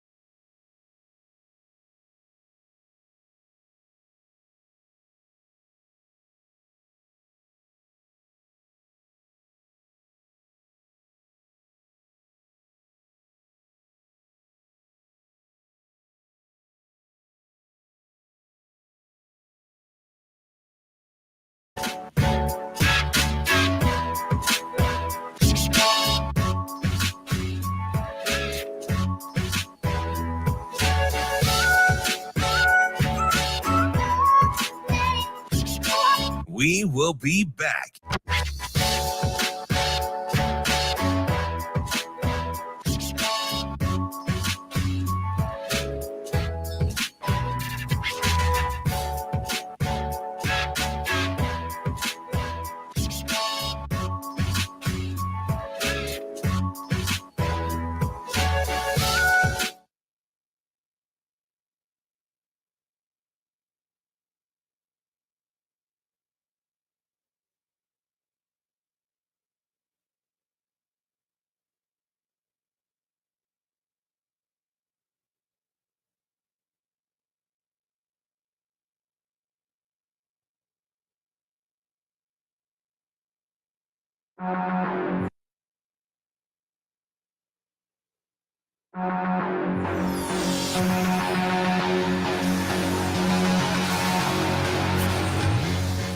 You're listening to Hurrdat Sports Radio.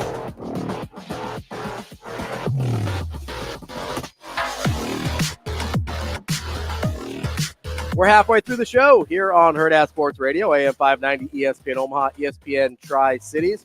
We're live on Twitter, Facebook, and YouTube. If you missed the end of the last segment, you should go back and listen. I thought Damon was going to stop breathing for a minute.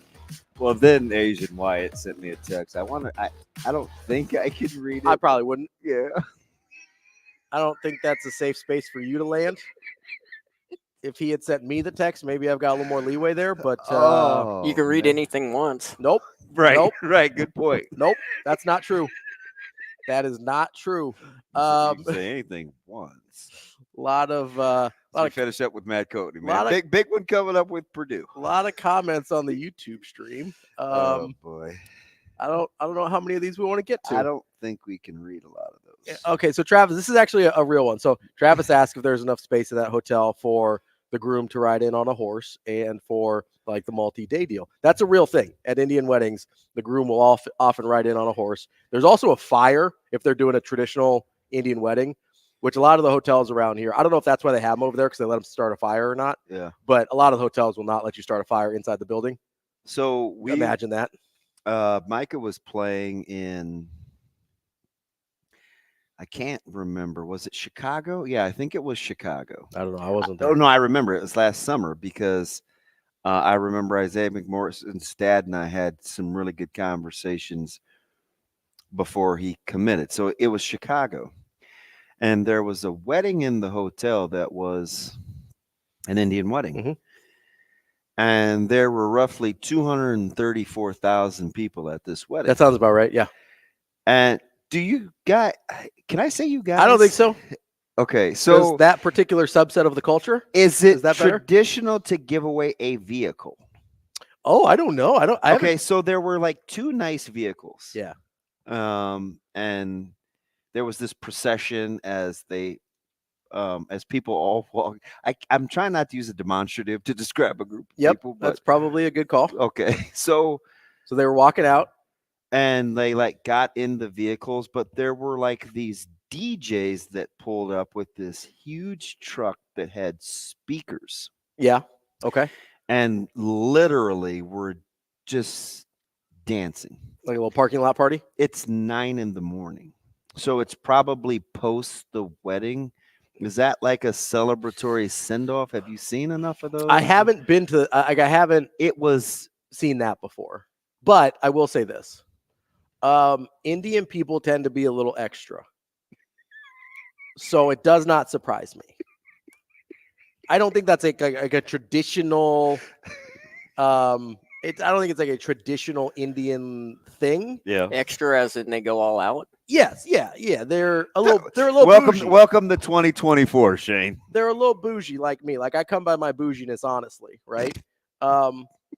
And so, yeah, it doesn't surprise me by any means. I don't think that's a tradition. Yeah. If that makes sense. Yeah, it was. But the fire, the multi-day wedding, and the groom riding in on a horse, those are traditional, like wedding in India. And they rolled in these carts that had frozen treats in there. Yeah.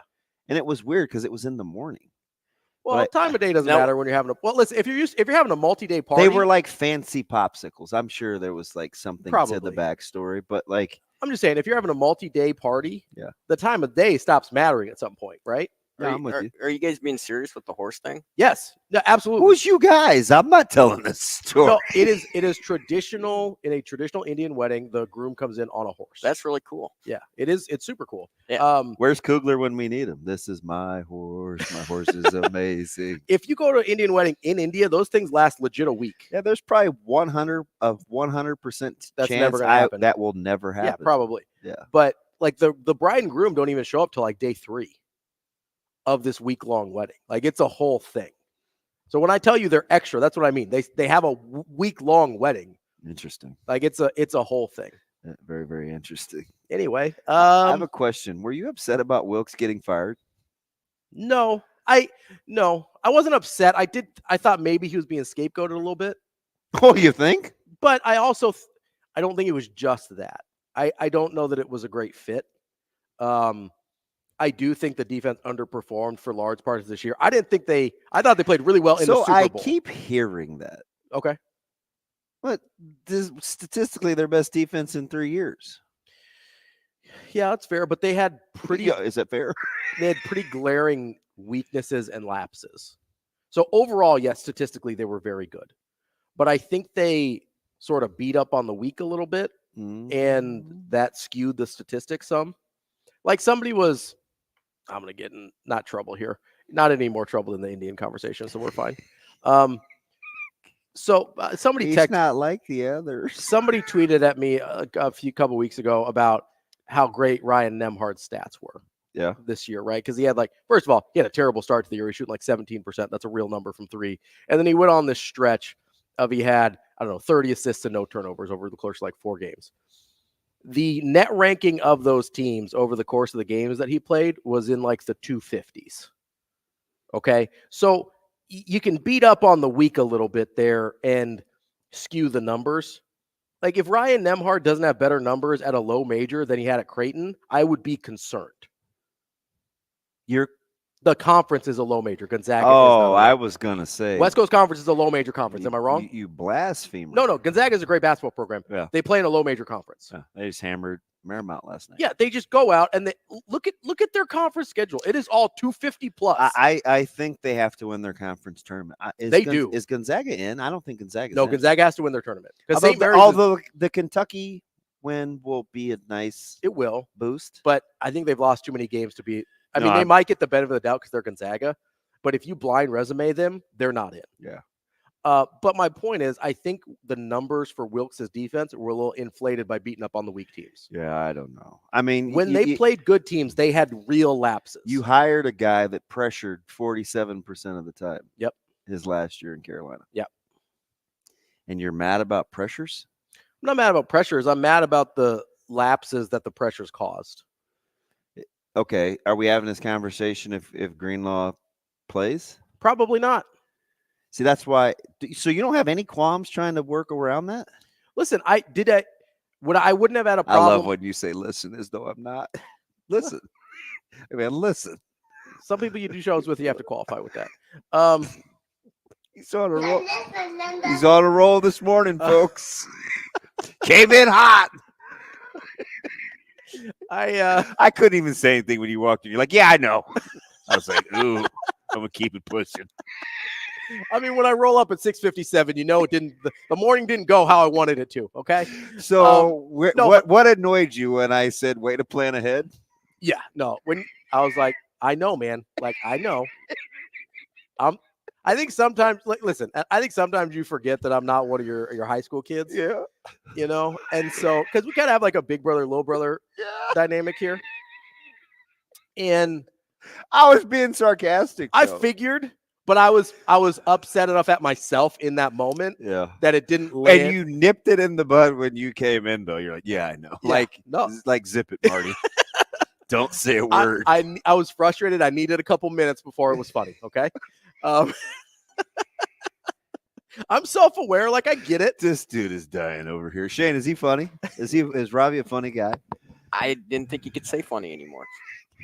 I think you can. Like him in circus the other day. What? I didn't think he'd say circus on the Well, air. didn't they get rid of the circus?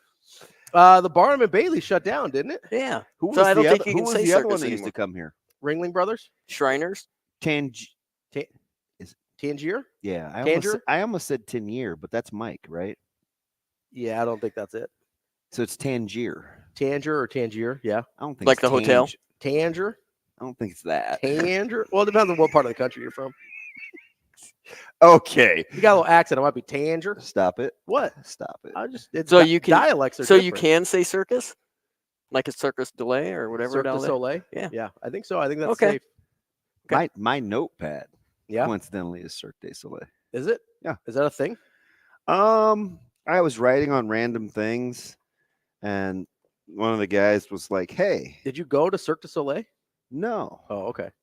That's a cool notepad, though. yeah, Josh gave this to me. That's nice. I like that. At the Hudson. Bellagio. Yeah, so they must have had extras. Odson's a good dude. I like Odson. Dude, he's a nut job. Yeah, that's why I like him. We're like two peas.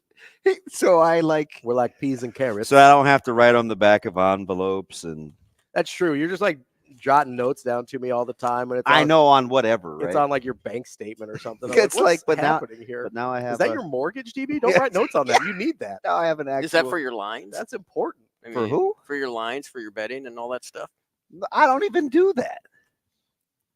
I would just look. I don't want to write it. I don't write it down. No, he I doesn't. mean, what else would you write in a notebook from a casino hotel though? Just any Cirque du notes. Soleil? It's not. It doesn't have to. Listen. Do you know how notebooks work, Shane? All right, this says 10 to 12 minutes. This says Walter Abercrombie, Darius Kasparaitis, Mike Marshall. Yeah, those are your random athletes, your And- random loves and from then there's nothing on Valentine's Day. there's nothing on this one. Shane, I think we forgot to play the music. I think we got to get out.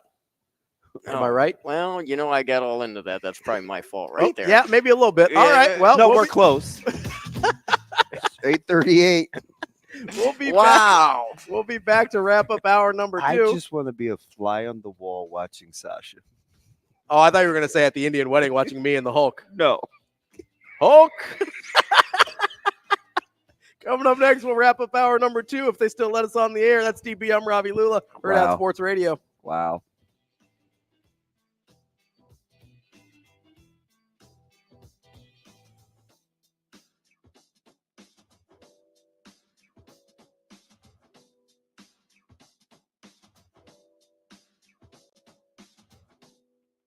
We will be back.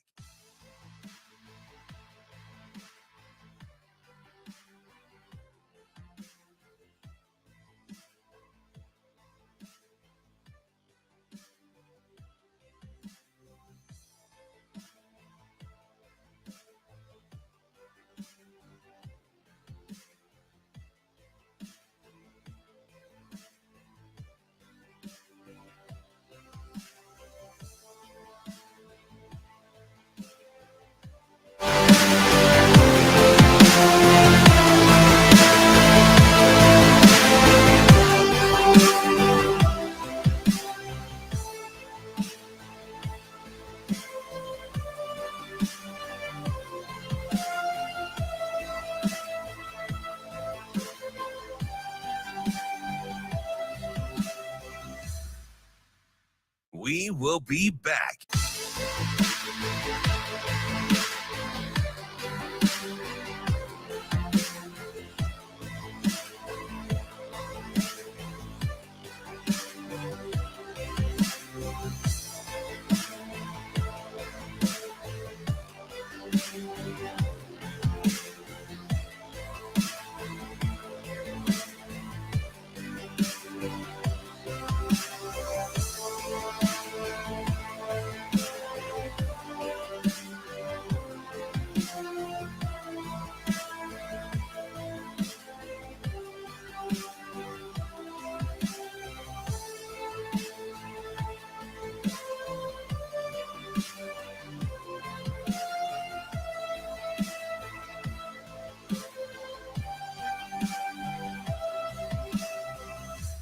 We will be back.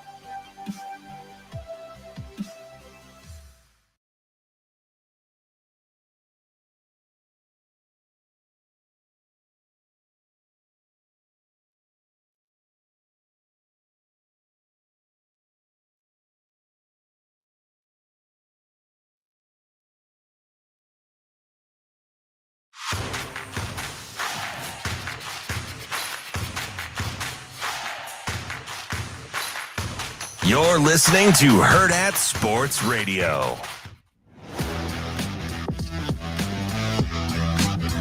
Wrapping up hour number 2 here on Hurrdat Sports Radio, AM 590, ESPN Omaha, ESPN Tri-Cities. We're live on Twitter, Facebook, and YouTube.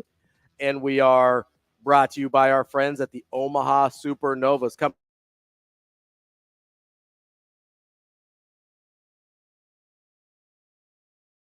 out there in Sin City. Yeah, convincing. It was like 25-15 first set. They got after it from the jump. Can we call Coach Bird, or is that for just her close circle? Everything I get says Bird in there, so I think we're good. Yeah, she sent a message.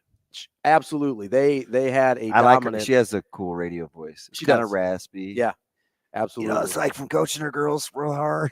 Yeah. Although being out of town in Vegas for an 8:00 interview may have had something to might have do with been part of the because that issue. was not pre-recorded. No, that was not. That was live. We're doing it live. Good job, Brent. Great. You are looking live. How about a beer? I actually saw that when the other part, not when Brent said that, but when Brent said that when we were doing it live, I actually saw that live.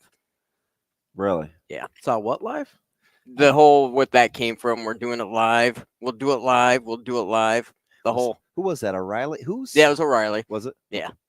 Yeah, he was cursing. He was saying some words on TV that you can't say. You just happened to be watching it in the literally just world? it was I was in the kitchen watching that, and that got done. I went out to the living room and I was trying to explain it to my parents what I saw, and trying to tell them the curse words. That didn't go over so well. What was that, like the bleep it, let's do it live? Yeah. Okay. What you should do live is go watch the Omaha Supernovas on Sunday, 5 p.m. back here at home at the CHI Health Center against the Orlando Valkyries. You can go and get tickets at supernovas.com. Check out their schedule. Check out the merch they've got as well. Anything you want to know about the Supernovas, and to get tickets, supernovas.com. That's Sunday at the CHI Health Center, 5 p.m. first serve. What would you like to talk about? That show got away from us a little bit in the second hour. Well, you almost got me distracted because you said the food at Indian weddings is super legit. And I was like, how can you close talk to anybody with Indian food on the menu? Because you taste it so much. But there's a lot of strong flavors. flavors. Maybe almost you guys. Maybe people carry breath mints and stuff like that. Well, I'm gonna move off. So of that. at nicer weddings, you've got palate cleansers. So you got kind of these like sorbet deals. Have you ever been to one of those? Maybe that's why ice cream was a thing in the containers. Maybe, yeah. So if you go to some eating restaurants around town have them, but at like nicer weddings, when you've got like multi-courses, they'll give you a little palate cleanser to clean out sort of the taste from the previous course. Yeah. That also usually give you something at the end of the meal too to kind of freshen things up a little bit. Yeah, I can't imagine orange sorbet is helping me with curry and turmeric. Well, it depends on what you get too. You know, some of them are less spice forward in terms of how they linger. I take turmeric, and I have to give myself. That's about a 4:45 a.m.er to give myself a chance to brush for the third time. The cute curcumin, is that? It's turmeric, mm-hmm. a pinch of cayenne, mm-hmm. a little honey, and some apple cider vinegar. Oof, that sounds terrible. Smells atrocious. Yeah, I could imagine. But it's fine. It does what it's supposed to do. Fair enough. What we're supposed to do at some point is probably talk about sports, which we'll get to eventually. I know. I just saw Sautter pull up, and I haven't seen him in like a month in person, and it's been refreshing. So, it's. I got to clean up my area here because he'll get mad at me. He always gets cranky when I don't have my stuff put away. So kinder, gentler Mike Sautter would be nice. I don't think that exists. That's not a real thing. No.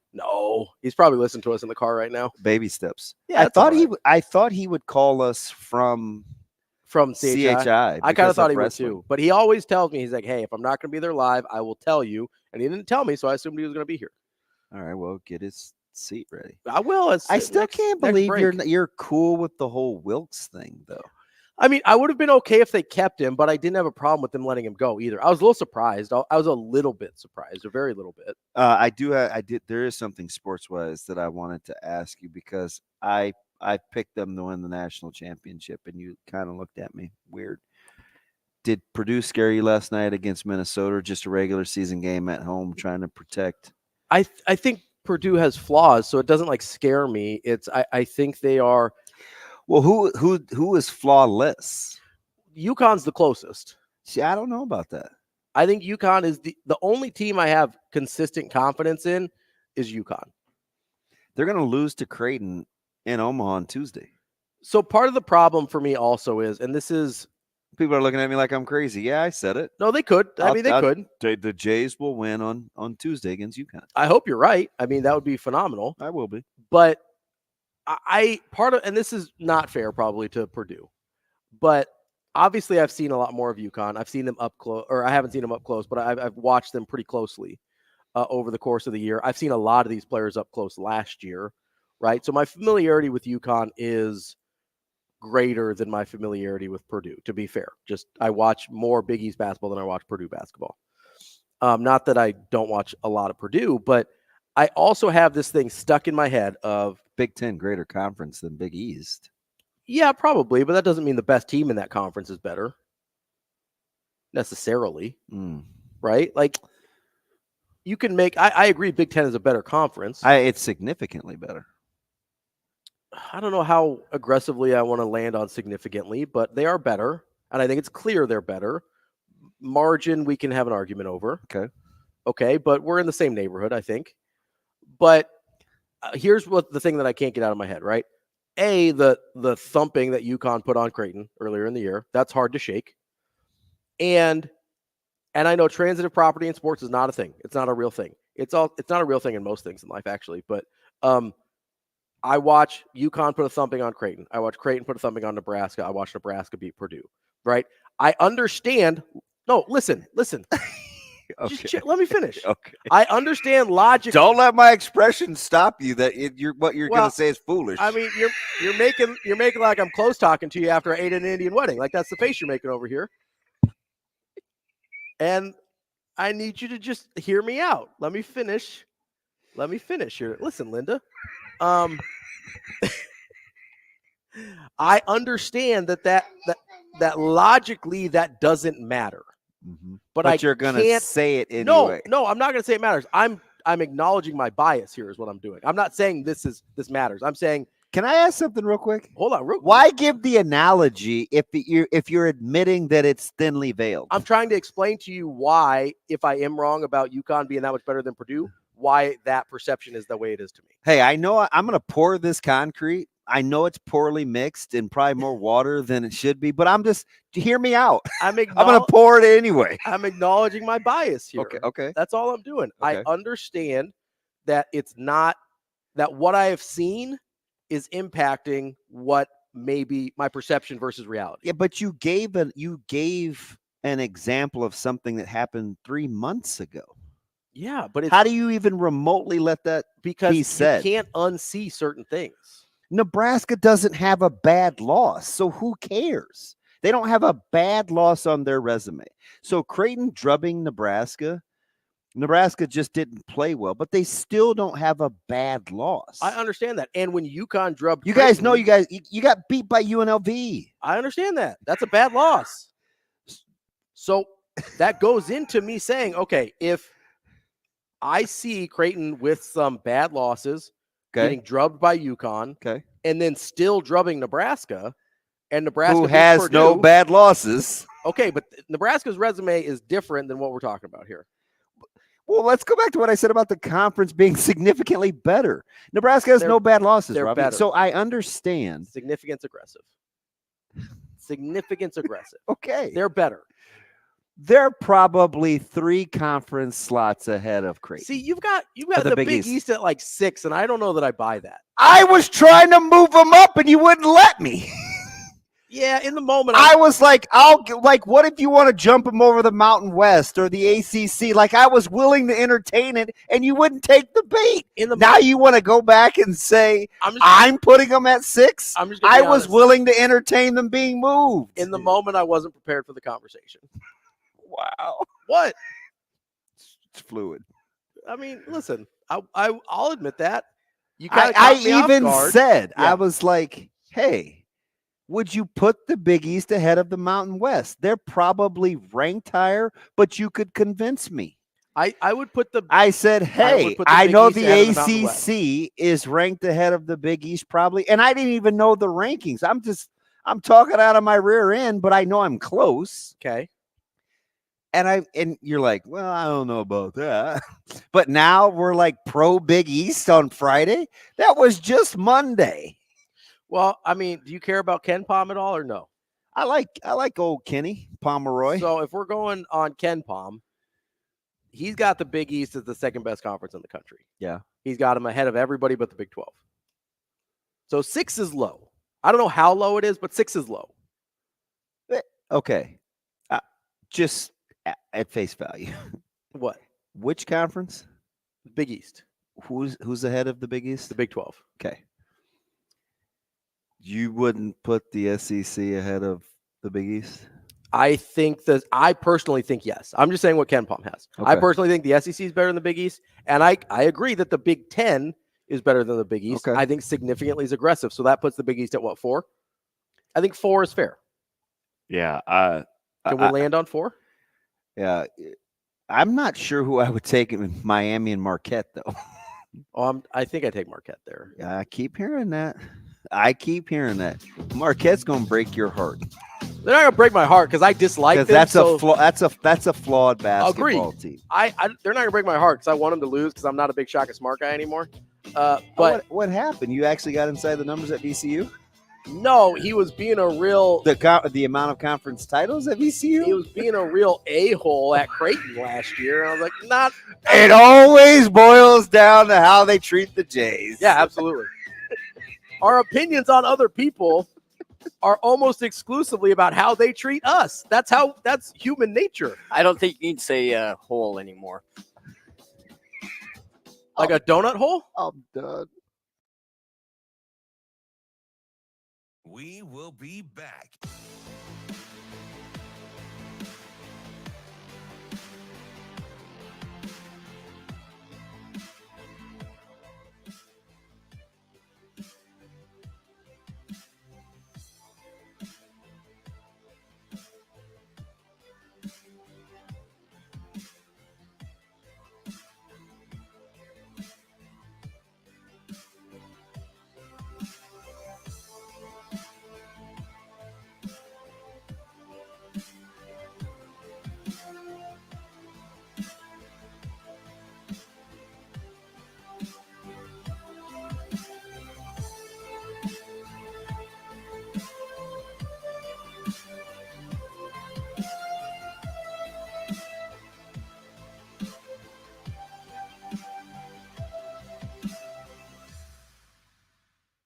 will be back.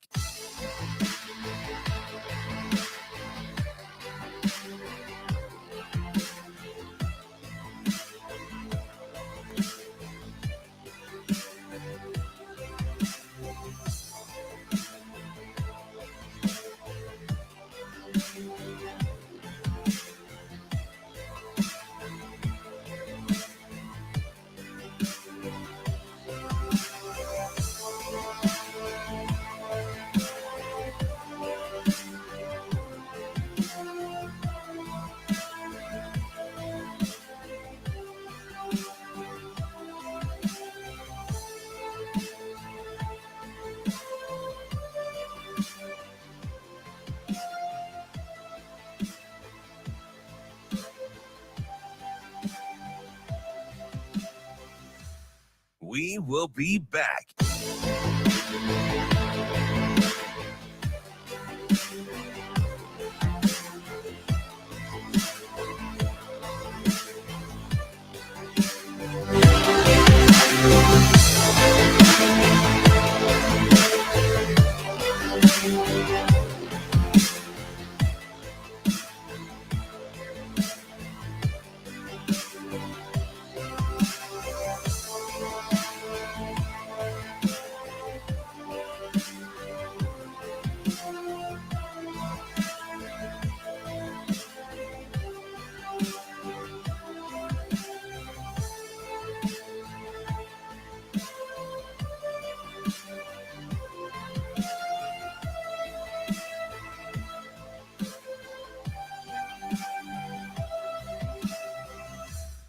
We will be back.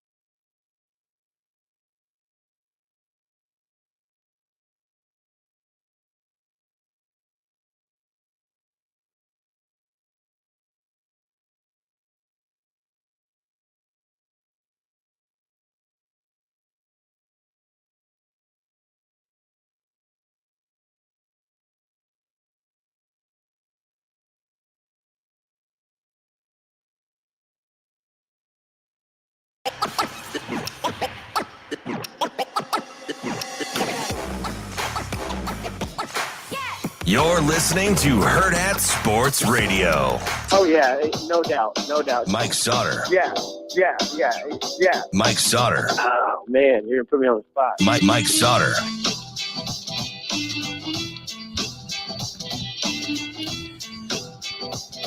We're kicking off hour number 3 here on Hurrdat Sports Radio, AM 590, ESPN Omaha, ESPN Tri-Cities. And for this third hour, we're on KFOR in Lincoln. Joining DB and myself now is Mike Sautter, our very own from Hurrdat Sports. Sautter, how you doing this morning? Talk, but I'm doing there good. we okay, go. Now I can hear Mike's myself on. talk. What's up, Mike? I'm doing good. I'm like the Allman Brothers. I was born a rambling man right now. I'm just moving. Oh, God. I'm just moving around out here. This is just random reference day. That's what this Friday morning has been. And on your bingo card, that will probably be the first and only time. Is that the Allman Brothers? Allman Brothers. Yeah. I'm 99.9%. I am 100,000%. And you know, you and Shane almost got into it over Don Henley yesterday too. Hey, I was You wrong. should have seen these two. I was wrong. I admitted it. And Shane was having none of it. This was post show, and he was right. He's standing in the middle of the floor trying to hold his ground. He's like, "That's Don Henley." Shane wanted to do a push-up contest again. Hey, I didn't have much ground to hold, but I held it. He stood it.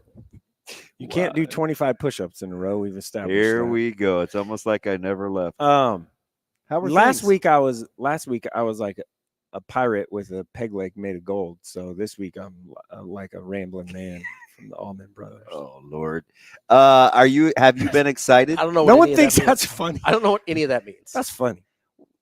So I'm calling myself the funny. weird thing about Ravi is, yeah, he's 61, but there'll be like this small percentage of the time that he's back in his 30s. So like if you hit in that 5%, it's a total blind it's a spot. total it's a loss. But 95% of the time you're good. He's the 61-year-old. Is the peg leg made of gold a thing? Is that a reference to No. something? No, it's okay. It's just random, bro. It's just totally. That's the part I don't get. Sautter. I know the Allman Brothers. I got that one. How's wrestling? How's wrestling been for you? Because you double dipped yesterday. Yeah, I was at wrestling from 8:30, 8:40. Yeah, about 8:30 to 4:30. Then hustled out to DC West for my game of the week. Big win for DC West over Omaha Concordia. 1-point win, right? Yeah, it was a game-winning shot. But I have a lot. I have a second. little bit of Not a a thing buzzer for beater. DC West just because I like the people. And then, but they're in the same sub-district, so they'll play again next week. Is now about the time we get into sub-districts again? Oh yeah, girls sub-district C1, all that came out right now, like 5 minutes ago. How do you feel about sub-districts, Mike? People get all bent out of shape about it. Yes, they do. I do not care. Yes, they do. Whatever. But you understand sub rankings, right? Our sub districts. We talked about this for like multiple years. Yeah, you can do wild card points and play non-district schedules, or you can do sub districts, which in essence serves the same purpose as a balancer. Well, I guess the girls district finals, I guess, are now set because sub districts were last night. I'm sorry, I should have said that. But if it still gets this, in the end, it gets the 8 best teams in. Yeah. When you're talking about lower class, or sorry, smaller.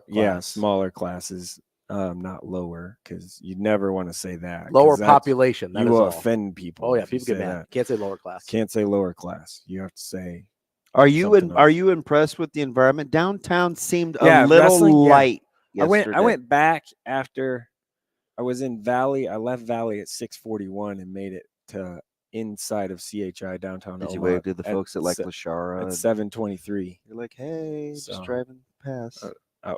They I get was- lumped in with Valley sometimes. When I say driving, Pushing it? I was driving a little bit, so I needed to make it back down there. So anyway, yeah, I was a little surprised. The environment was fine. It wasn't like full or anything. Tonight will be packed. It'll be full. The semis are always fun. That's where I'll be tonight. I got to go to Lincoln first, right after this, and then for why? What are you going to Lincoln for? Hoiberg availability. So big Nebraska basketball. one tomorrow for them. They can't lose that. Well, game. I think they all are because going forward. and hopefully I didn't, and I don't believe in jinx because I'm not superstitious, but I was hammering Ravi. I was trying is because I'm never mean. He to didn't him. care. Yeah. No, he's totally like Teflon. He's like, yeah, whatever. Nebraska doesn't have any bad losses, so you have to keep that. Minnesota's looking like a better one. And they were playing more good. than tough They should against have beat Purdue. at Purdue last night. Yeah. One of the hardest places to play. Which is why I never understood this. And I said this in passing yesterday, the day before to Ravi, and we didn't like get into it because I don't think you didn't have a strong enough opinion either way. But somebody was like, well, yeah, there's Minnesota as like a game that got away. And I was like, not really. I said, Minnesota outplayed them the whole half. Mm-hmm. Rutgers was actually a bad loss. Yeah. That one got away in a hurry. On the road. Like, because you had the 2 long stretches where you couldn't throw it in the ocean. But Minnesota whipped them pillar to post the whole second half. Yeah. Like, that can happen in basketball. Yeah. They got to get that one back in Lincoln coming up. Yeah. You got every. Will Nebraska be favored in their remaining games? I think they are by at least one in every one, according to Ken Pomeroy. Except, ironically I like how you use enough, his last name too. I say Pomeroy. Except, ironically enough, at Ohio State, they are 1 point. Which by then, but that's a coin flip. Yeah, it's a 46%er in terms of his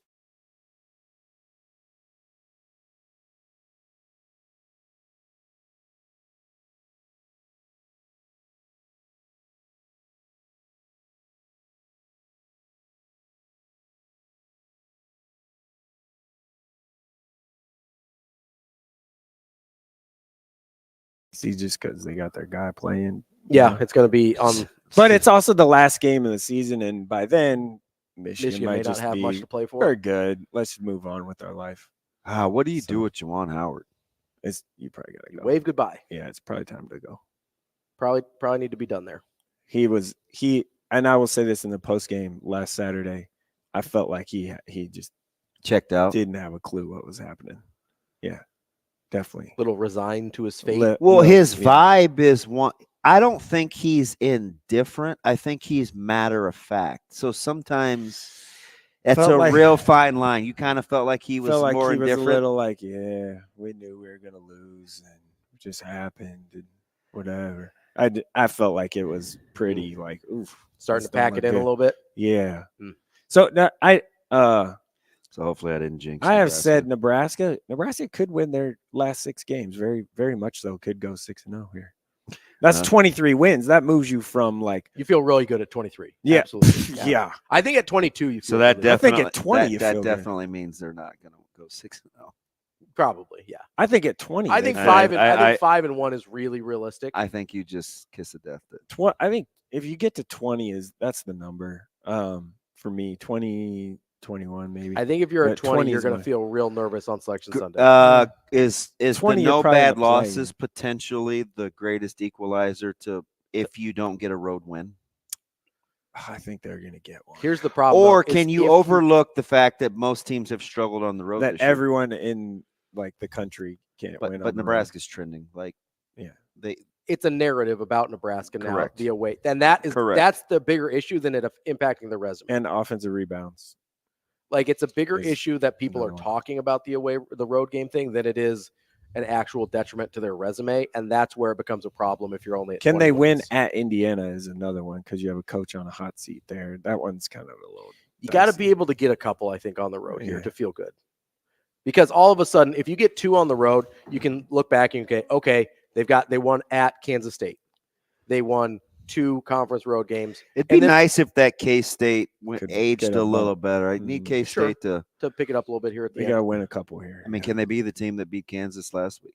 But my point is, the narrative flips pretty quickly. Let's say they go 5-1. That means they get probably 2 of the 3 road games left. All of a sudden, the narrative flips pretty quickly from, oh, they haven't won a conference road game all year to, oh man, look at all these close games. Like look how much they fight on the road. They got overtime against Rutgers. They got overtime against a really good Illinois team.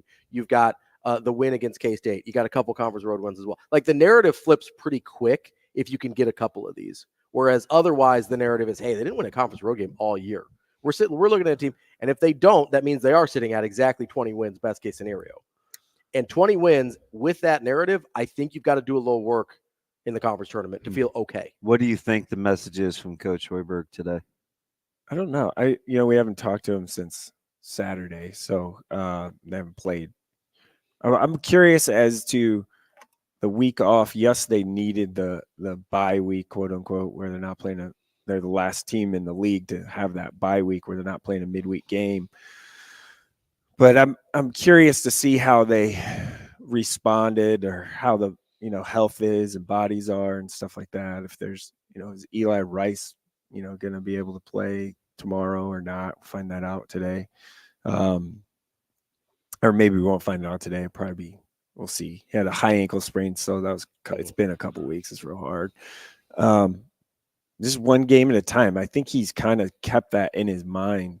And that's been his driving kind of narrative is you just one game at a time. We're just taking one game at a time. Someone asked him even a couple weeks ago about NCAA tournament stuff, and he wanted nothing to do with that. So my one thing with the NCAA tournament deal is, if they do get to 22, 23 wins, that improves their seed from up to like an 8 or 9 from a 10 or 11. I'd rather be the 10. If they get to 22, 23, can they get to a 7?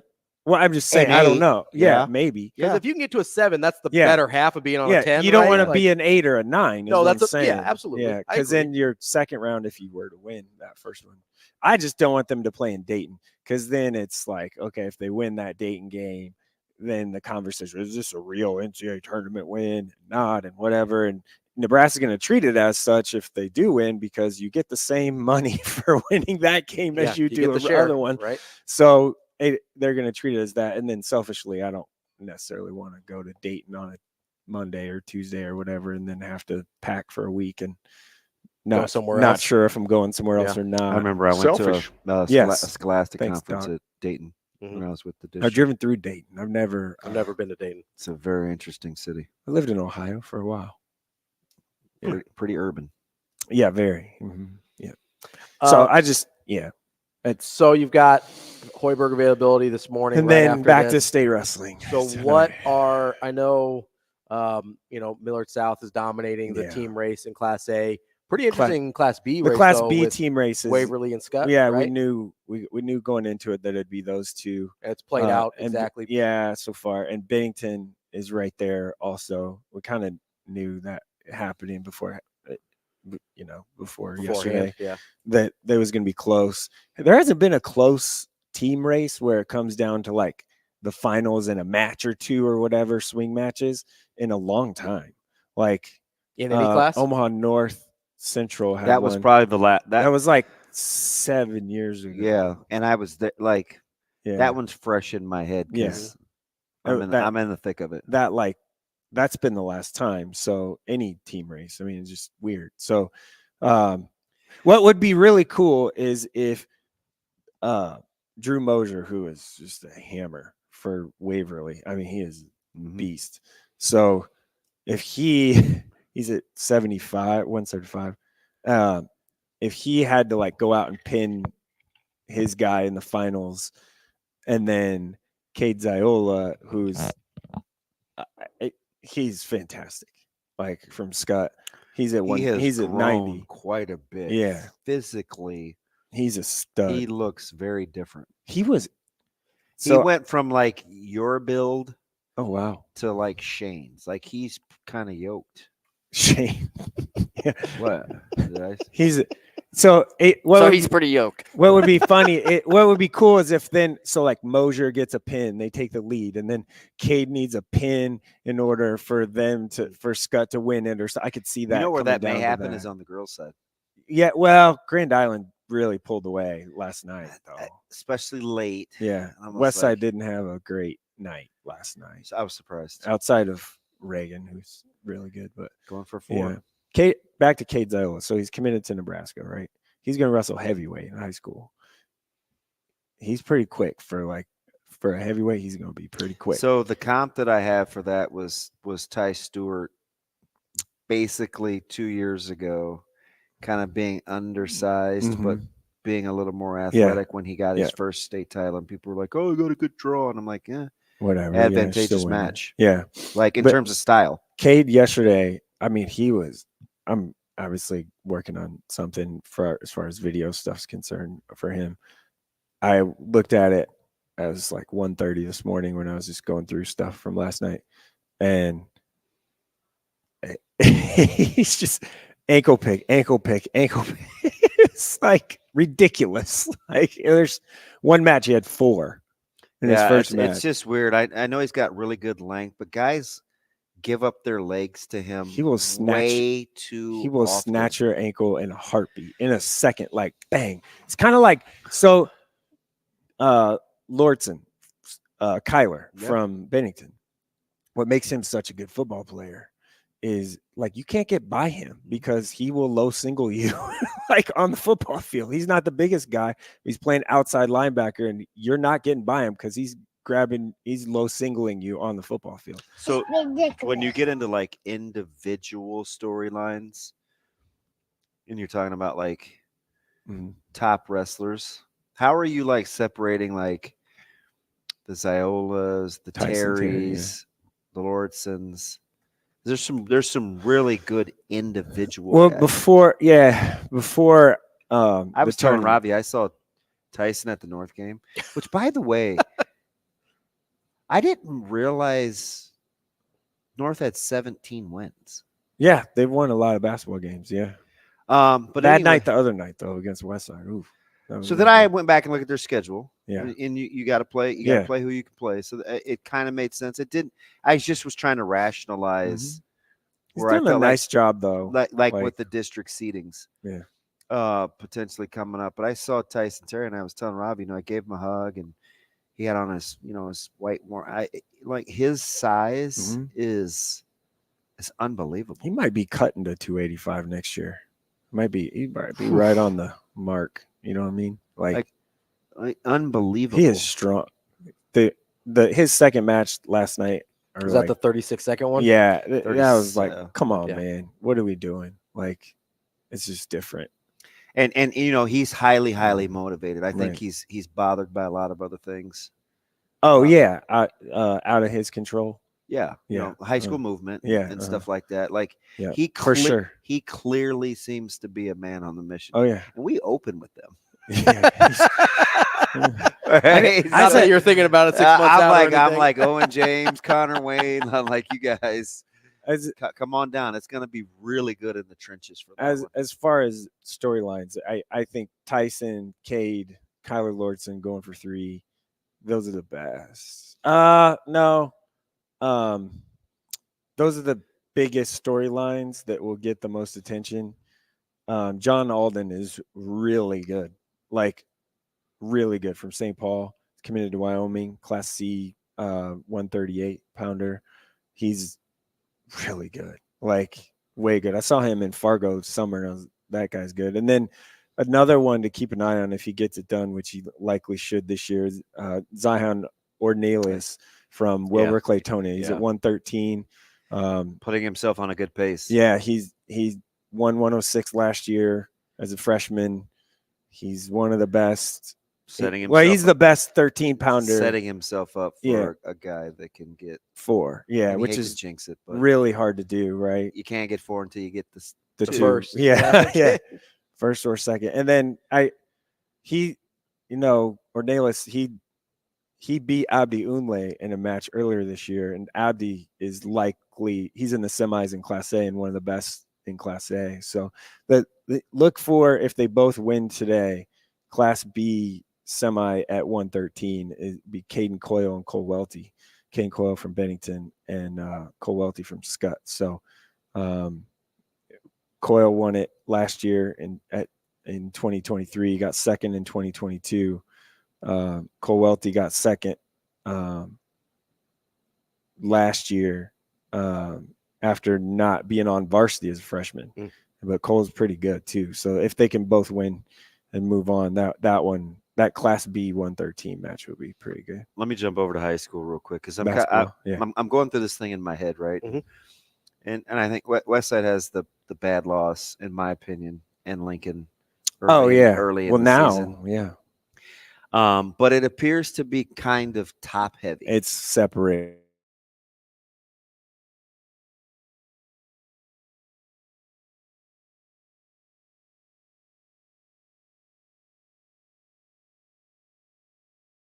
Or tonight when I see Central again. Yeah. Yeah. And Central's taken some losses here.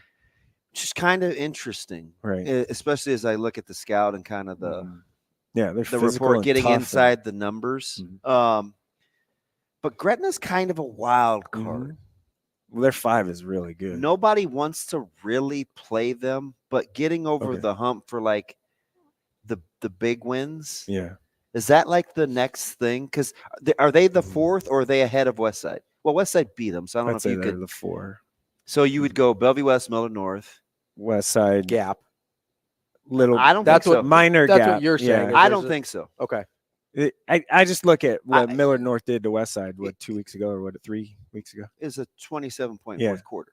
Like you're not going to see that again. I wasn't there, so you're not going to see that again. I mean, it's a good matchup for Westside. That fourth quarter, and I told Etz, that's as good as I've seen a team share the basketball and move it. And if they play like that, they're definitely going to be a handful. They don't always play like that though. Yeah. It's Eli was unbelievable. I think he's 11 of 14, and Rollins was sensational.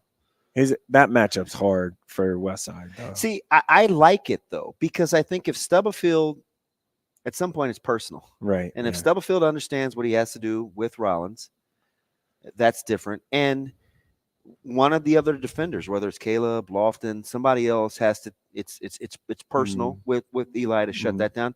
Then you make Miller North have to handle the ball, right? Whether it's Major or Neil, one of the other Monsters. Yeah. Neil would be the probably main because he's kind of the X factor. I'm biased because I love the family, but Neil's a really good passer. There's no that's not a gap. But it's those four right now, and then there's a gap. Like so it starts with North Central, Kearney. In that next group, you mean? Yeah. North Central, How Kearney, far is Prep. Central from that 4 though? Well, North just beat Central. Yeah. Fair. But then Westside hammered North. Right. And Central boat raced Miller North. Right. Well, like that was early. It was early. That was December. That's different. I thought Miller North was a little shell shocked. Yeah, they were with the ball physicality over and in stuff. The backcourt. Yeah. I thought Central jumped on them pretty That early. Papio South at Bell West tonight, And then Miller North came back to avenge it. Papio South Bell West tonight's intriguing. We'll see. Reese Kircher's back for Papio South, so they're playing better. That Miller North at Prep tonight will be packed. Like that'll be a big game. Prep's got a big weekend. They got Miller North tonight and Central tomorrow night. I worry a little bit about the consistency in Prep's backcourt. Yep.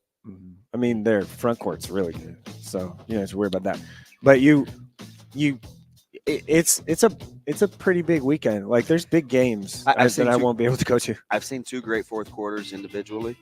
They both happened in Westside's gym. Clausen wore Westside out almost in came the back. fourth quarter from Prep. And then what Eli Gay did to Westside in the fourth quarter. I was like, wowzer. You're wrestling all weekend. You make it to any basketball this weekend? I'm going to Nebraska in the morning. Nebraska in the morning. There we go. I'll be there too. That's our guy, Mike Sautter of Hurrdat Sports. Mike, good luck. Have a good weekend. Rambling man. All right, Allman Brothers. We will be back.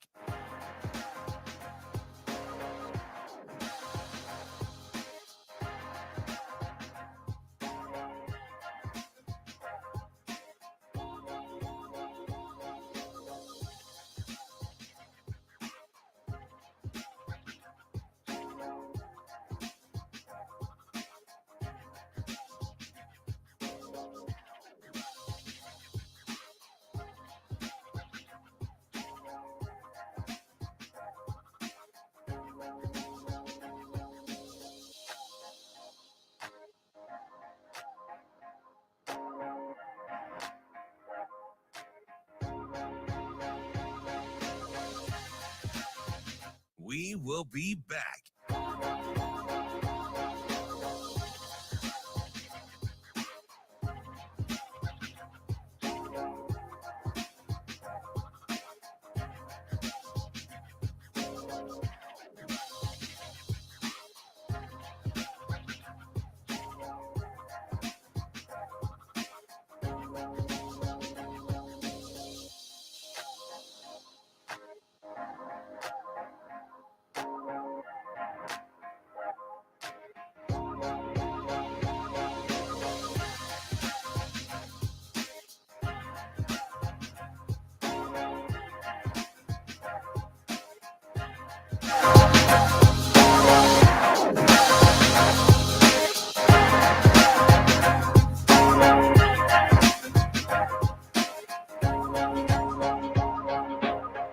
We will be back.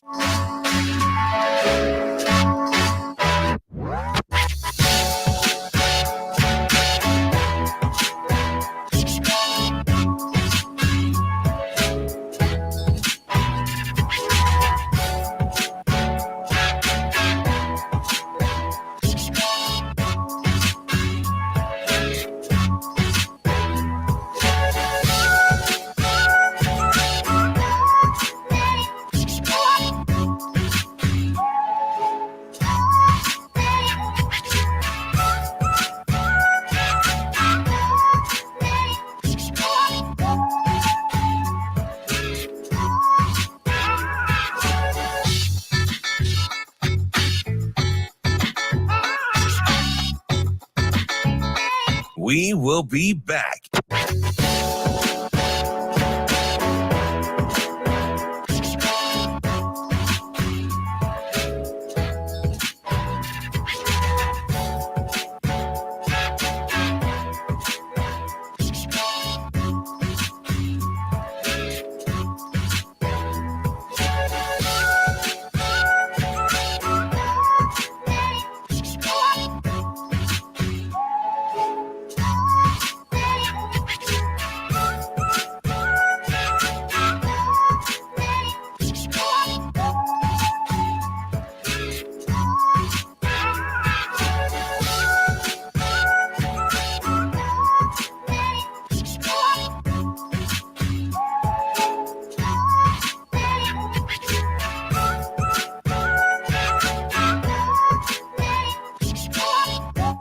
will be back.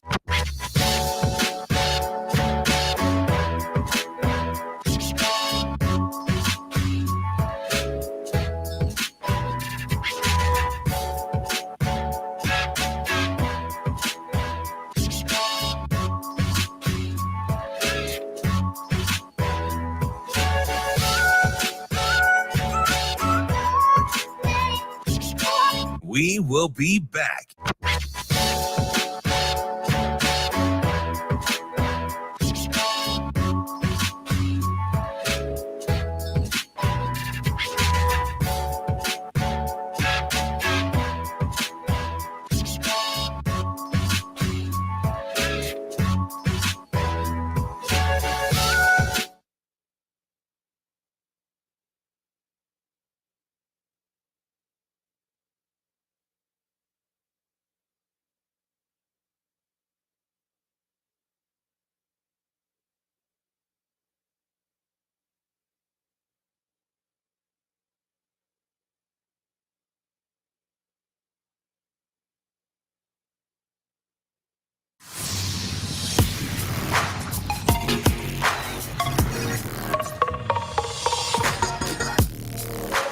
You're listening to Hurrdat Sports Radio.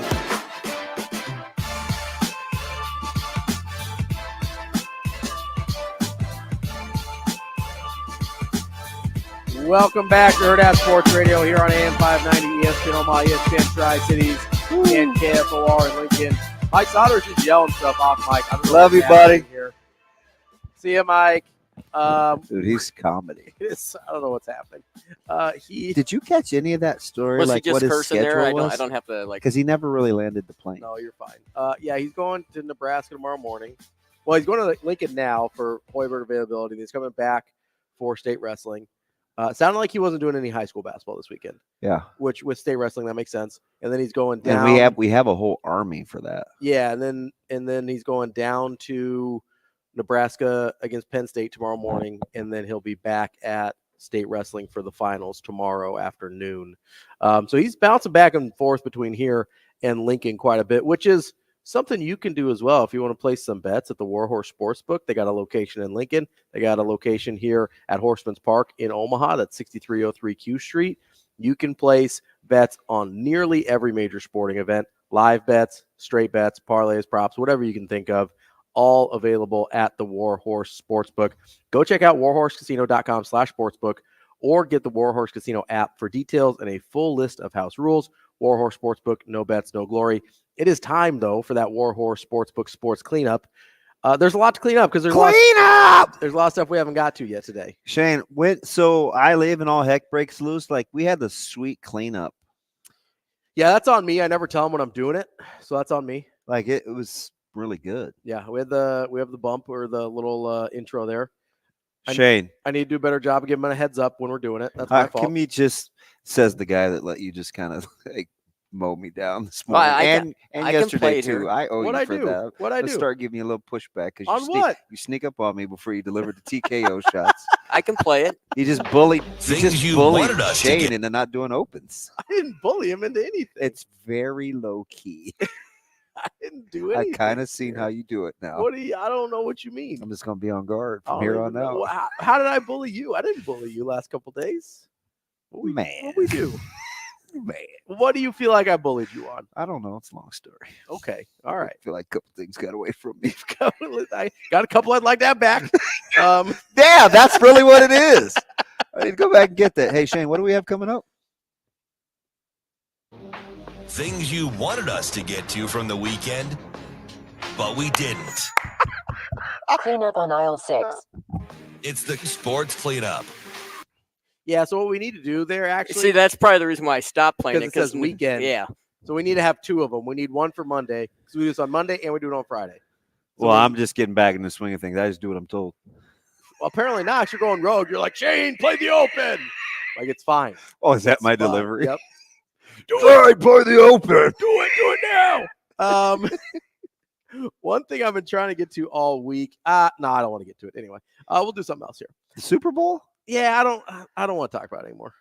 Can I ask you a question though about the things we didn't get to? Because you were going to say something about Taylor Swift and the impact, and I was like, did you make the point you wanted to make about?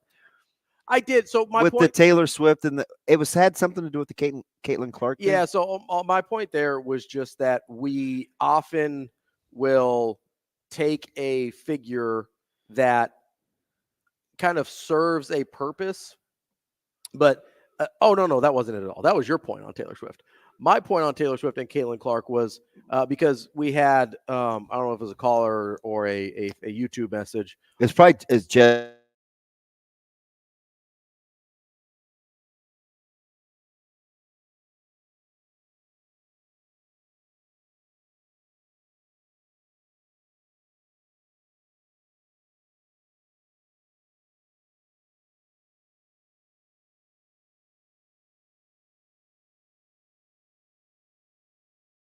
Women's basketball fan. I didn't know most of the things that were brought up with Caitlin Clark. Last week, Andrew brought up, because I was trying to figure out why people are hating on Taylor Swift so much. It's like, okay, you don't like her music or whatever. Like, I don't really understand here. Why is it a big deal that she gets 30 seconds of airtime during an NFL game? I don't care. And Andrew's point was, well, there's a lot of people that don't like her political beliefs. It's like, if nobody had brought that up, I wouldn't even know what her political beliefs are. Yeah. It's the people that have already made up their mind about And some of that stuff goes back to like 2020. Yeah, and it's like, okay, I didn't know or I didn't remember, and B, I don't care. My point with both of them is Taylor Swift has brought in, I said this last week, Taylor Swift has brought in an entire generation of young women and girls to football that probably never would have been exposed in the same way to football. And yeah, you're not going to have 100% retention rate there, but some of them are going to stick around.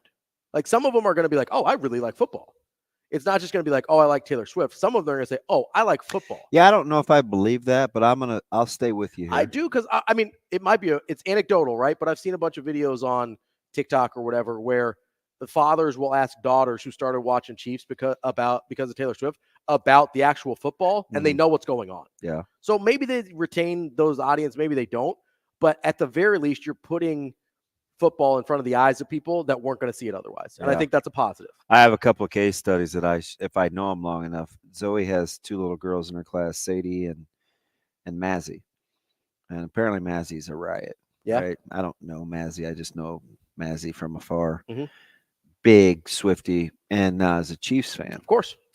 So we'll see. Maybe she stays a football fan. Maybe she doesn't. So, but Sadie, though, her mom, super family. Like, her hubby's he's a Northwest guy, and their son wrestles. Mm-hmm. He's young. He's first grader. He's a big Chiefs fan. Mm-hmm.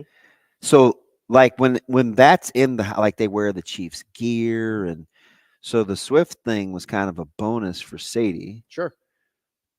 As a 5-year-old. So I could see like that being retention, but because I am kind of a bottom line guy, my pushback to you would be, what does that do ultimately for the game?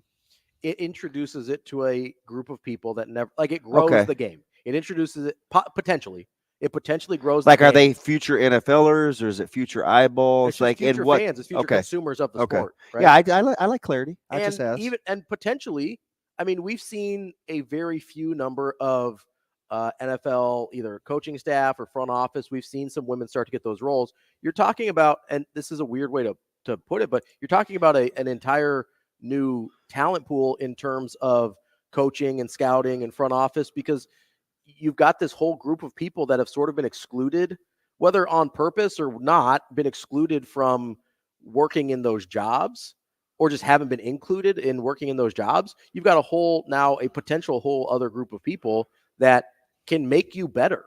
Yeah, I guess I look at that a couple of ways. I could see that at some point, but and again, we're too early to know for sure. And I go back to like something a little more recent, like the Drake thing, like Drake showing up at different places at sporting events and supporting teams, right? And me kind of rolling my eyes at, okay, well, who's Drake going to support now? Well, that's because he's bouncing around a little bit. No. Let's not. So we don't justify Taylor. We don't say, oh, it's because she fell in love with Travis Kelce. So I don't want to say. Well, no, I'm not going to quantify it. Let's just stick with he's showing up at multiple sporting events, whether it's Kentucky or Toronto or wherever, right?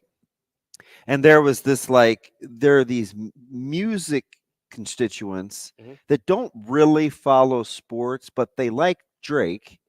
So they'll start rocking like Raptors gear, or you'll see guys in studio, my guy Drake. So I'm supporting the Raptors, or I'm supporting, I'm down with Kentucky, and it's like, I don't know what those guys, if they're still supporting those teams, or what, how does that help me? That doesn't help you, or how does that? Because you're already in. How does that help grow the game? It's just putting the game in front of people that otherwise weren't going to watch. Okay. It grows the game in that way. Eyeballs, consumers. Even if it's momentarily. I mean, ideally, you'd like retention. Because I think it just seems like we're putting big picture projections on things that are relative. Like we can just celebrate it in the moment. Hey, they brought 1 million more eyeballs than they normally would have, or whatever. Like the long-term projection for me gets a little myopic. Let me ask you this, and this is going to get a little more. It's going to get. You don't have to preface it. Just surprise me. Okay. Was there, as a young black kid growing up? Yeah. Was there ever hey, this is a prominent black quarterback, for instance, where that wasn't always a place that that black players got to be? No, that made you. So Doug Williams didn't move my needle. But did it move other people's needle? Probably. So that's kind of where, there's probably some retention there, and maybe that's a better example. I did gravitate towards Pedro Guerrero Okay. before I realized he wasn't American. Yeah. He just looked like me. He looked like me, yeah. That was part of my draw to the Dodgers. So I think that might be part of it, and that I think is real. Yeah. I just don't know if they're playing football, though. I think it's a different analogy. They might not be playing football, but they might be interested in football when they wouldn't have been before. I'm definitely listening. We've got Matt Vrzal. We'll see if Matt's listening. Nah, he's not. He's flipping pies. Coming up next to wrap up the show. We will be back.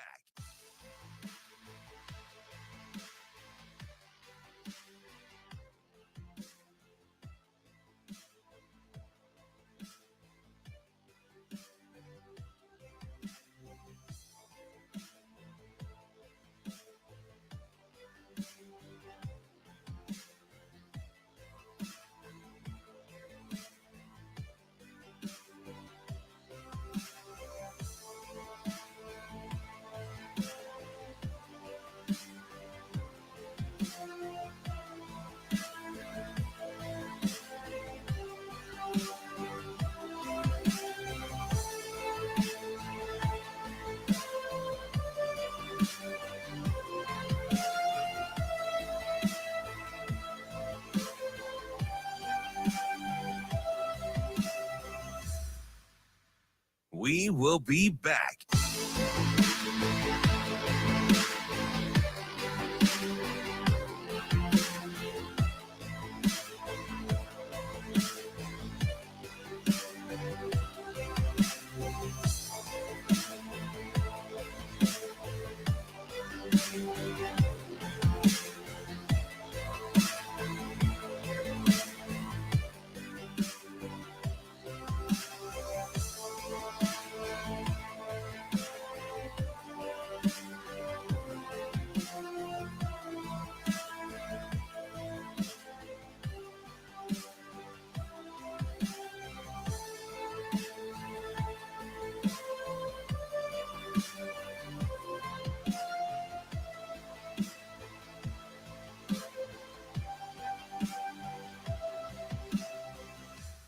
We will be back.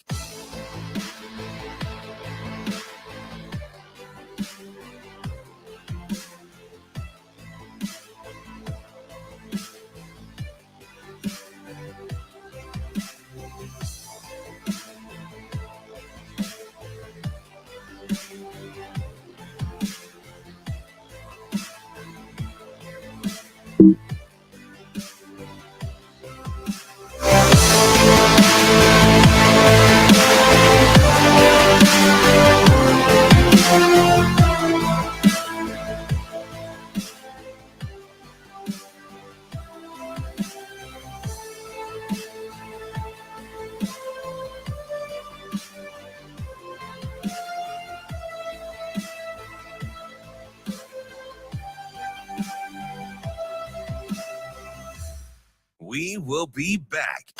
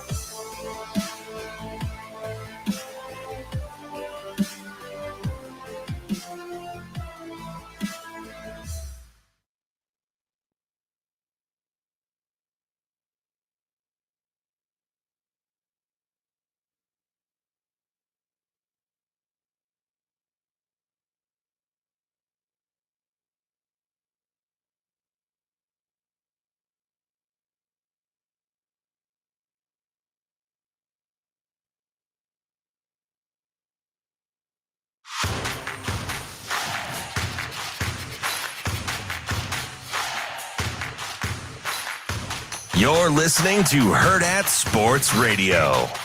Now let's find out what Matt Vrzal is better at. Telling stories or making pizza. Matt.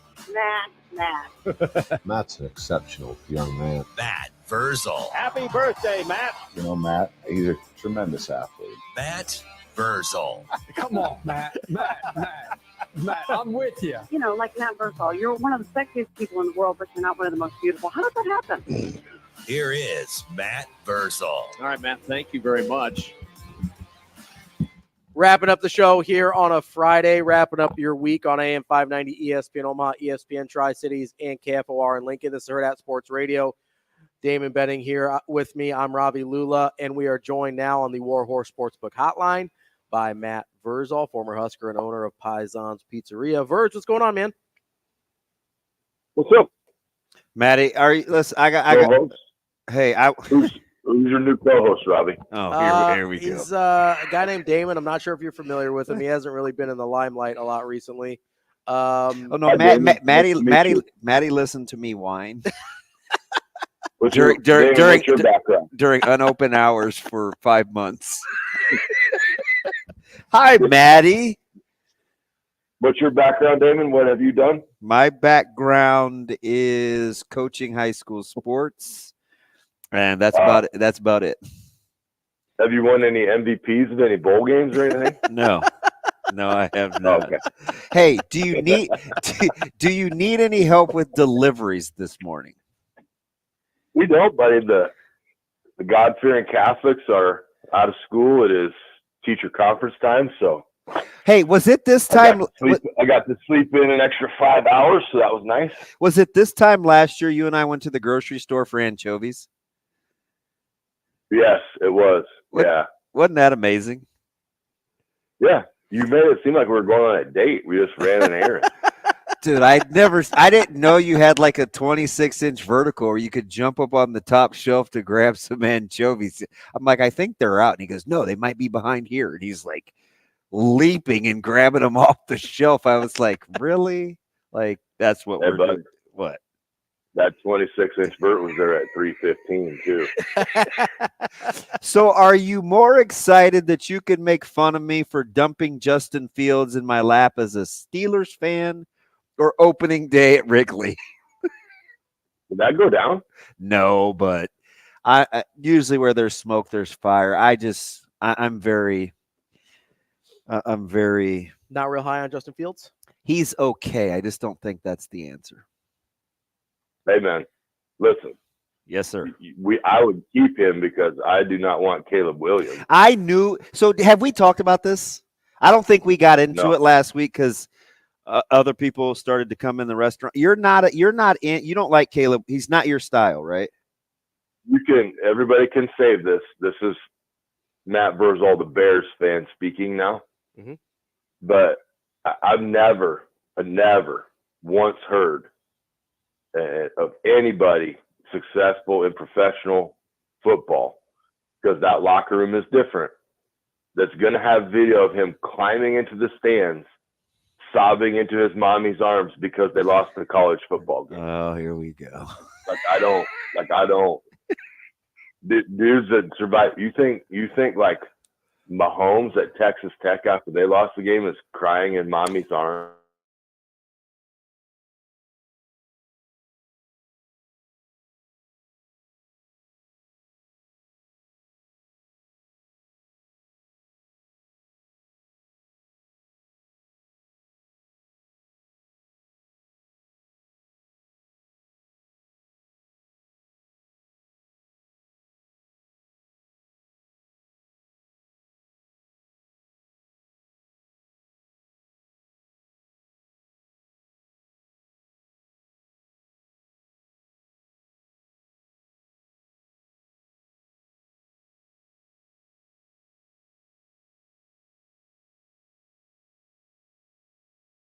Guy. Is that what you're saying? No. I got you. No. I got you.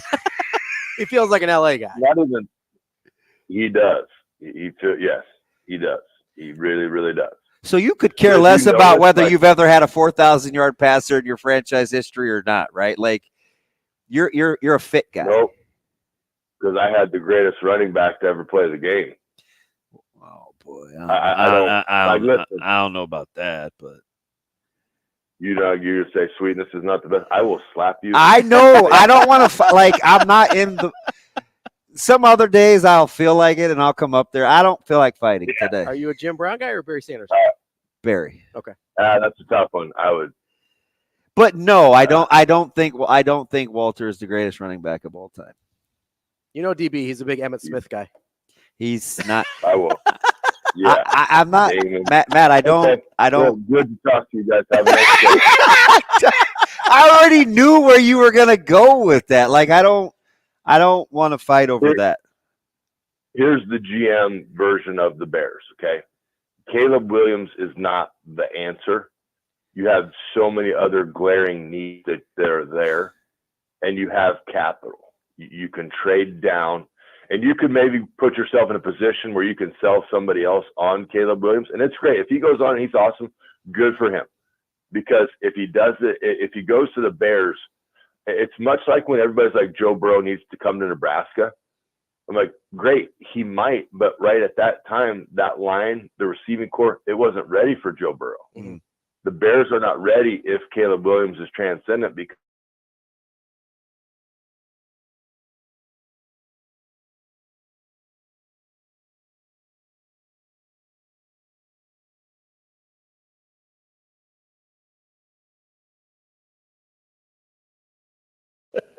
but you have so much other that you need besides the quarterback spot. And I get it. Quarterback can change the game. Look what Mahomes did. Yeah, also look at the line Mahomes walked in behind. Like they were good. And then they just continued to make that line better. And except Creed Humphrey rolling the ball back to the quarterback. But you know what? There's so many other areas of need. Well, you could maybe the Raiders, maybe Shane's Raiders will be a trade partner. All of a sudden, they're a player to move up from 13. I'm like, do they have enough? That's a lot of capital. Do they have enough? Do they have a guy? But the Raiders want to get in the quarterback sweepstakes. Do the other guys have? And you know what? Hey, sorry, Shaner, go ahead. I just could say, as long as the other guys have somebody that the Raiders just want to pay a bunch of money to, because that's all the Raiders do. I don't know. You're kind of selling that short. Bet on that process because Antonio Pierce, I think that's a better fit because Pierce is not going to deal with that. Mm-hmm. He's going to be like, hey, dog. Like, I think Eberflus is soft. That's if we're getting to it. Yeah. And I'm hoping the Bears go middle of the pack and then they fire him and they hire Mike Vrabel. And I'm like, oh, here we go. So you said that last week when I was talking to you, like, because you think Vrabel's, and I was like, well, he's in Wisconsin right now for Fickle. That's going to be bad for the Big Ten. That is not good for us. While he's there, because I think we both feel the same about Vrabel from an acumen standpoint. But you think Vrabel has the city of Chicago's mentality, right? Like that's why you like him. Yeah. Chicago is a hard city. That's why I love it. It's why I love going there. It's why I look forward to opening day every year. It's why I get absolutely pummeled and I document. It's just I want to look back when I'm 90 and be like, man, every year I went and just had a blast. But that's Mike Vrabel, I think, fits that. He's an Ohio guy. What Ohio guy do you know that isn't like on edge? Yeah, our offensive line coach is from Ohio, and he scares me to death. Yeah, I mean, right? Our head coach is from Ohio, and he's kind of mean-spirited. That checks out. Yeah, I get it. And honestly, coaches have to fit the talent. Like when the Bears in '85, when they were good, you had Mike Ditka, who was a walking time bomb, and they had two coaches screaming at. They carried two coaches off at the Super Bowl. like they had two separate teams.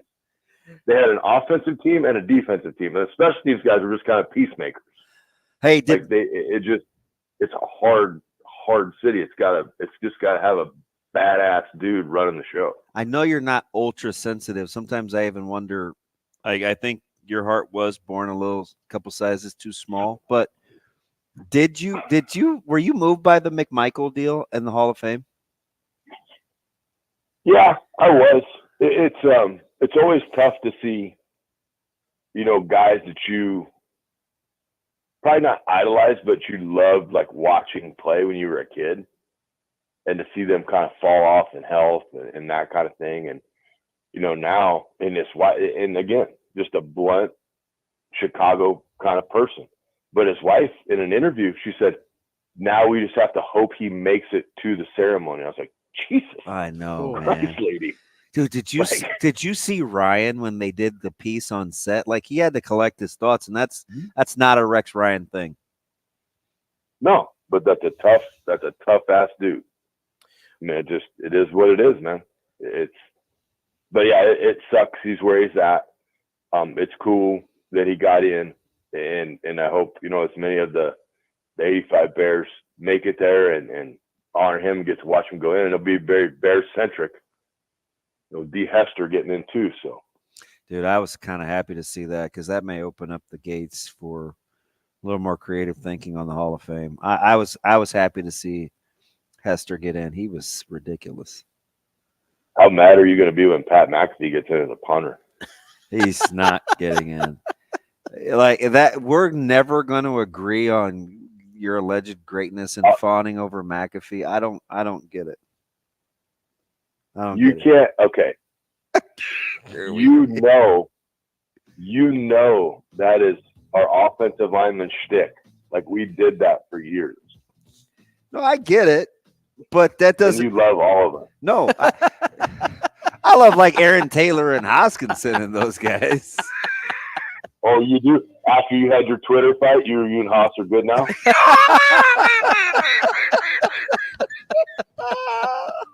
It was. I didn't take it to Twitter. It was personal. You responded on Twitter. Sure did. Yeah, you did. Oh, man. Little petty asses on there. Hey, Matt, love you too, Matty. Matt Vrzal with a little extra sleep is a little spicy. See you, bud. Wowzer.